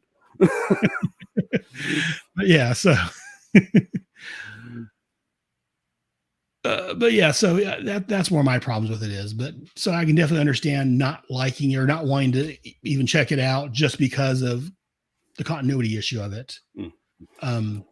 But any other thoughts on Star Trek that you want to share? No, I think we've covered pretty much everything. If anyone does want to debate any of this, feel free to look me up online. I'm more than willing to talk with you. That's going to probably be my last segment for this episode. So, Gene, before I say goodbye to you, you mentioned if they want to debate online with you, if they want to listen to more of your podcasting work, your Quasar podcast, or if they want to argue with you on Facebook or wherever, how can they get a hold of you? How can they listen to you other places? Well, most of my podcasting can be found at Two True Freaks. You can find the Hammer Podcast, the Quantum Cast, and Anime Freaks there, all of which are on hiatus and or ended, depending on the day of the week. You can find me on... Best place to find me now on Facebook, on Twitter, wherever, is ERC R Hendricks VA, because I'm trying to break into the voice acting thing. So I'm spending a lot of time there building my following. In fact, I shared the link to this on my voice acting Twitter. So we'll see. Hopefully some people tuned in. But that's the best place to find me online. And I hang around True Freaks, the Headcast Network group on Fire and Water. So if you're into any of this geeky stuff, you'll run across me at some point. And for me, I've got my own, as you're probably aware, the Headcast Network, where most of my shows are at. The Headcast Network feed is down right now because somewhere along the way I messed up and had 2 different files going for it. And so shows weren't showing up properly. I've got to fix that at some point. But every show has its own feed. Again, you can call and leave a message at 1-559-500-3182. Again, that's the voicemail line for any of my shows. You can call and leave a message at 559-500-3182. Let me know what you think. Let me know what you think about this episode. Did you agree with me and Gene? Do you think we're both crazy? Let me know why. Well, we are crazy, but that's another story entirely. Exactly. Yeah. The G.I. Joe obsession, but that's, again, another reason entirely. And again, you can email me at head@headspeaks.com. Be sure to check out my other shows. I've got my G.I. Joe show, which is monthly at this point. 1 week we talk about the G.I. Joe comics and TV shows from the 80s and early 90s. I've got another episode called Bravo Team where I talk about anything else G.I. Joe related is open game. And then every other week I have G.I. Joe, The Adventure Continues. Renegade Studios has put out a G.I. Joe role-playing game. And so a gentleman, Eric Smith, was kind enough to ask me to join him. And he was kind enough to respond and say, yes, I could record it. So I've been putting those episodes out, or recordings out as an episode. Really fun game. If you enjoy G.I. Joe, definitely check out that show. And if you like what we're doing there, definitely look at renegadegamestudios.com and buy the book. It's like $55 for the guide. And then you can get buy a Game Master screen. There's some modules. There's G.I. Joe dice you can buy.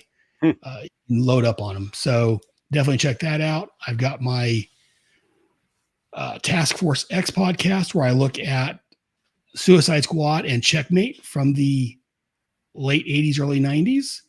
I've only got like 5 episodes of Checkmate left, or 5 issues of Checkmate left before I reach the end of that series. And I'm deciding what I'm going to do next on that. If I'm going to include the newer Checkmate series or just stop that and just do Suicide Squad. But that's another story entirely. I've got my, now I'm calling it the Starman Adventure Show, which I look at the Will Payton Starman book. Originally, I was looking at the Manhunter book also with I was looking at the Manhunter book with Mark Shaw, but since that's ended, I'm just looking at Starman right now.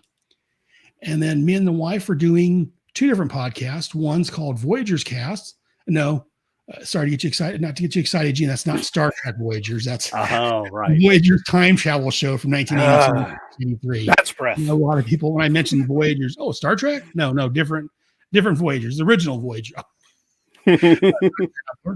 And we do another time travel show called the Starbright Project, which currently it's a monthly show. But in case you haven't heard, Star Trek, Quantum is coming back out with a new show. From what I've heard, it's not. A lot of people refer to it as a reboot, but it's more of a continuation from what I've read.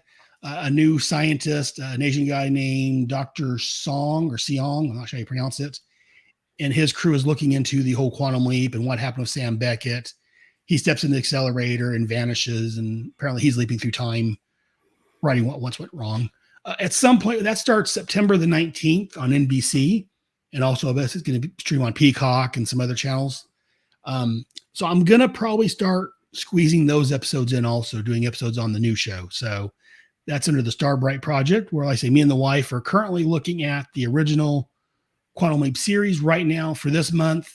By the time you listen to this, it was last month. In the first part of this month, I'm doing some specials, looking at some shows some episodes that we think may tie into the new series, looking at shows that deal with either Sam, Al, or the project in general. We're also looking at the final episode. And again, when I get that one released, that'll probably be sometime this month when you listen to this. You can hear my wife cry and get upset about the fact that Dr. Beckett, not only did he never return home, but again, spoilers for Quantum Leap from a show from 30 years ago. In the last episode, he let back and he saved his best friend's marriage because Al was lost in war and his wife thought he was dead and ended up remarrying. He stops her from doing that. So now Michelle's afraid. She's like, well, but Sam stopped Beth from remarrying, so Al didn't join the project, and Al and Sam never met. And but no, okay. But there's this scene this unreleased scene that they had where Beth and Al are talking about how Hal's going to leap in and try to find Sam. Mm-hmm. Originally, I guess the cancellation was a last minute thing, and so they were planning on switching things up and having Al become the leaper for a little while, looking for Sam. But NBC at the last moment, or Universal, whichever, said, no, you know what? We're done. They threw a title card in there. That, like I was talking with Gene earlier, people on the internet spoiled it and posted that. And Michelle saw that. She's like, but it says he never left home. And I'm like, well, but look, they misspelled Dr. Beckett. So maybe that's not real. For some reason, when they did that title card, that end card, they misspelled Beckett. And we talked about that. Again, we talked about it on the episode. And we think it's mainly probably just because, again, it was a last minute decision. So someone threw it in real quick and just threw it in there. I was trying to use that to, well, maybe that's not everything on there. And it's not real, honey. Just because you saw it, like they misspelled Beckett's last name. A TV show on NBC, would they do that? Apparently, yes. But I don't know. I've seen it too many. I don't know if I believe you. And they saw it. It was actually real. And she's like, oh, damn you. But anyways, check out, like I say, they're all on their own feed. You can go to my Facebook group, Headcast, facebook.com/groups/Headcast Network. If you're a fan of G.I. Joe like I am, I also have a Facebook group for that, facebook.com/groups/G.I. Joe. You look for me on Twitter. Again, I don't do as much as I should on there, but I'm on Twitter and Instagram under Headcast Network. I've also got G.I. Joe on Instagram. Again, I don't do as much as I should on there. I'm really bad at these social media things. So I'm just getting into the whole YouTubing thing. So well, we're old. We don't do this stuff very well. Yeah, apparently. But yeah, let me know what you guys think. And yeah, let me know what you think about the Power of the Atom series and what we talked about in this episode, issue 8, and the whole Star Trek. Do you think it's always been woke, or and I could be wrong, but if you think Gene's wrong, you take that up with him, because again, he's the Trekkie here, and, and I'm sure Gene's willing to all hate mail too. Send all hate mail to head@headspeaks.com. I want to get some email. Anyways, Gene, thank you very much for taking time out on this. What day is today? Today's Saturday. Thank you very much for taking time out of your Saturday too. Oh, thank you very much for having me on.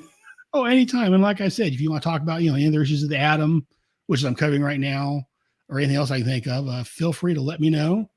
And you're always welcome to be on any of my shows, man. I enjoy talking with you. We don't do it often enough. Mm-hmm. So that's why I took this opportunity. Star Trek. I know Kevin, the Star Trek fan. I could get Kevin, but he's always on my. And again, I love talking to Kevin, but I'm always talking to him on the G.I. Joe show.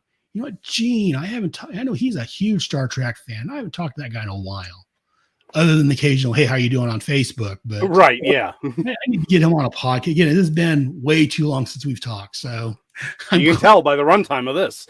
Yeah, that's just catching up on, not having to be able to talk on a podcast in forever. So again, thank you very much for joining me, Gene. And anytime you want to show up, just let me know on any of my shows. You've got an open spot all the time. All right. Live long and prosper. Live long and prosper. There. And we end the broadcast there. Maybe. There it goes. Somehow. Yeah.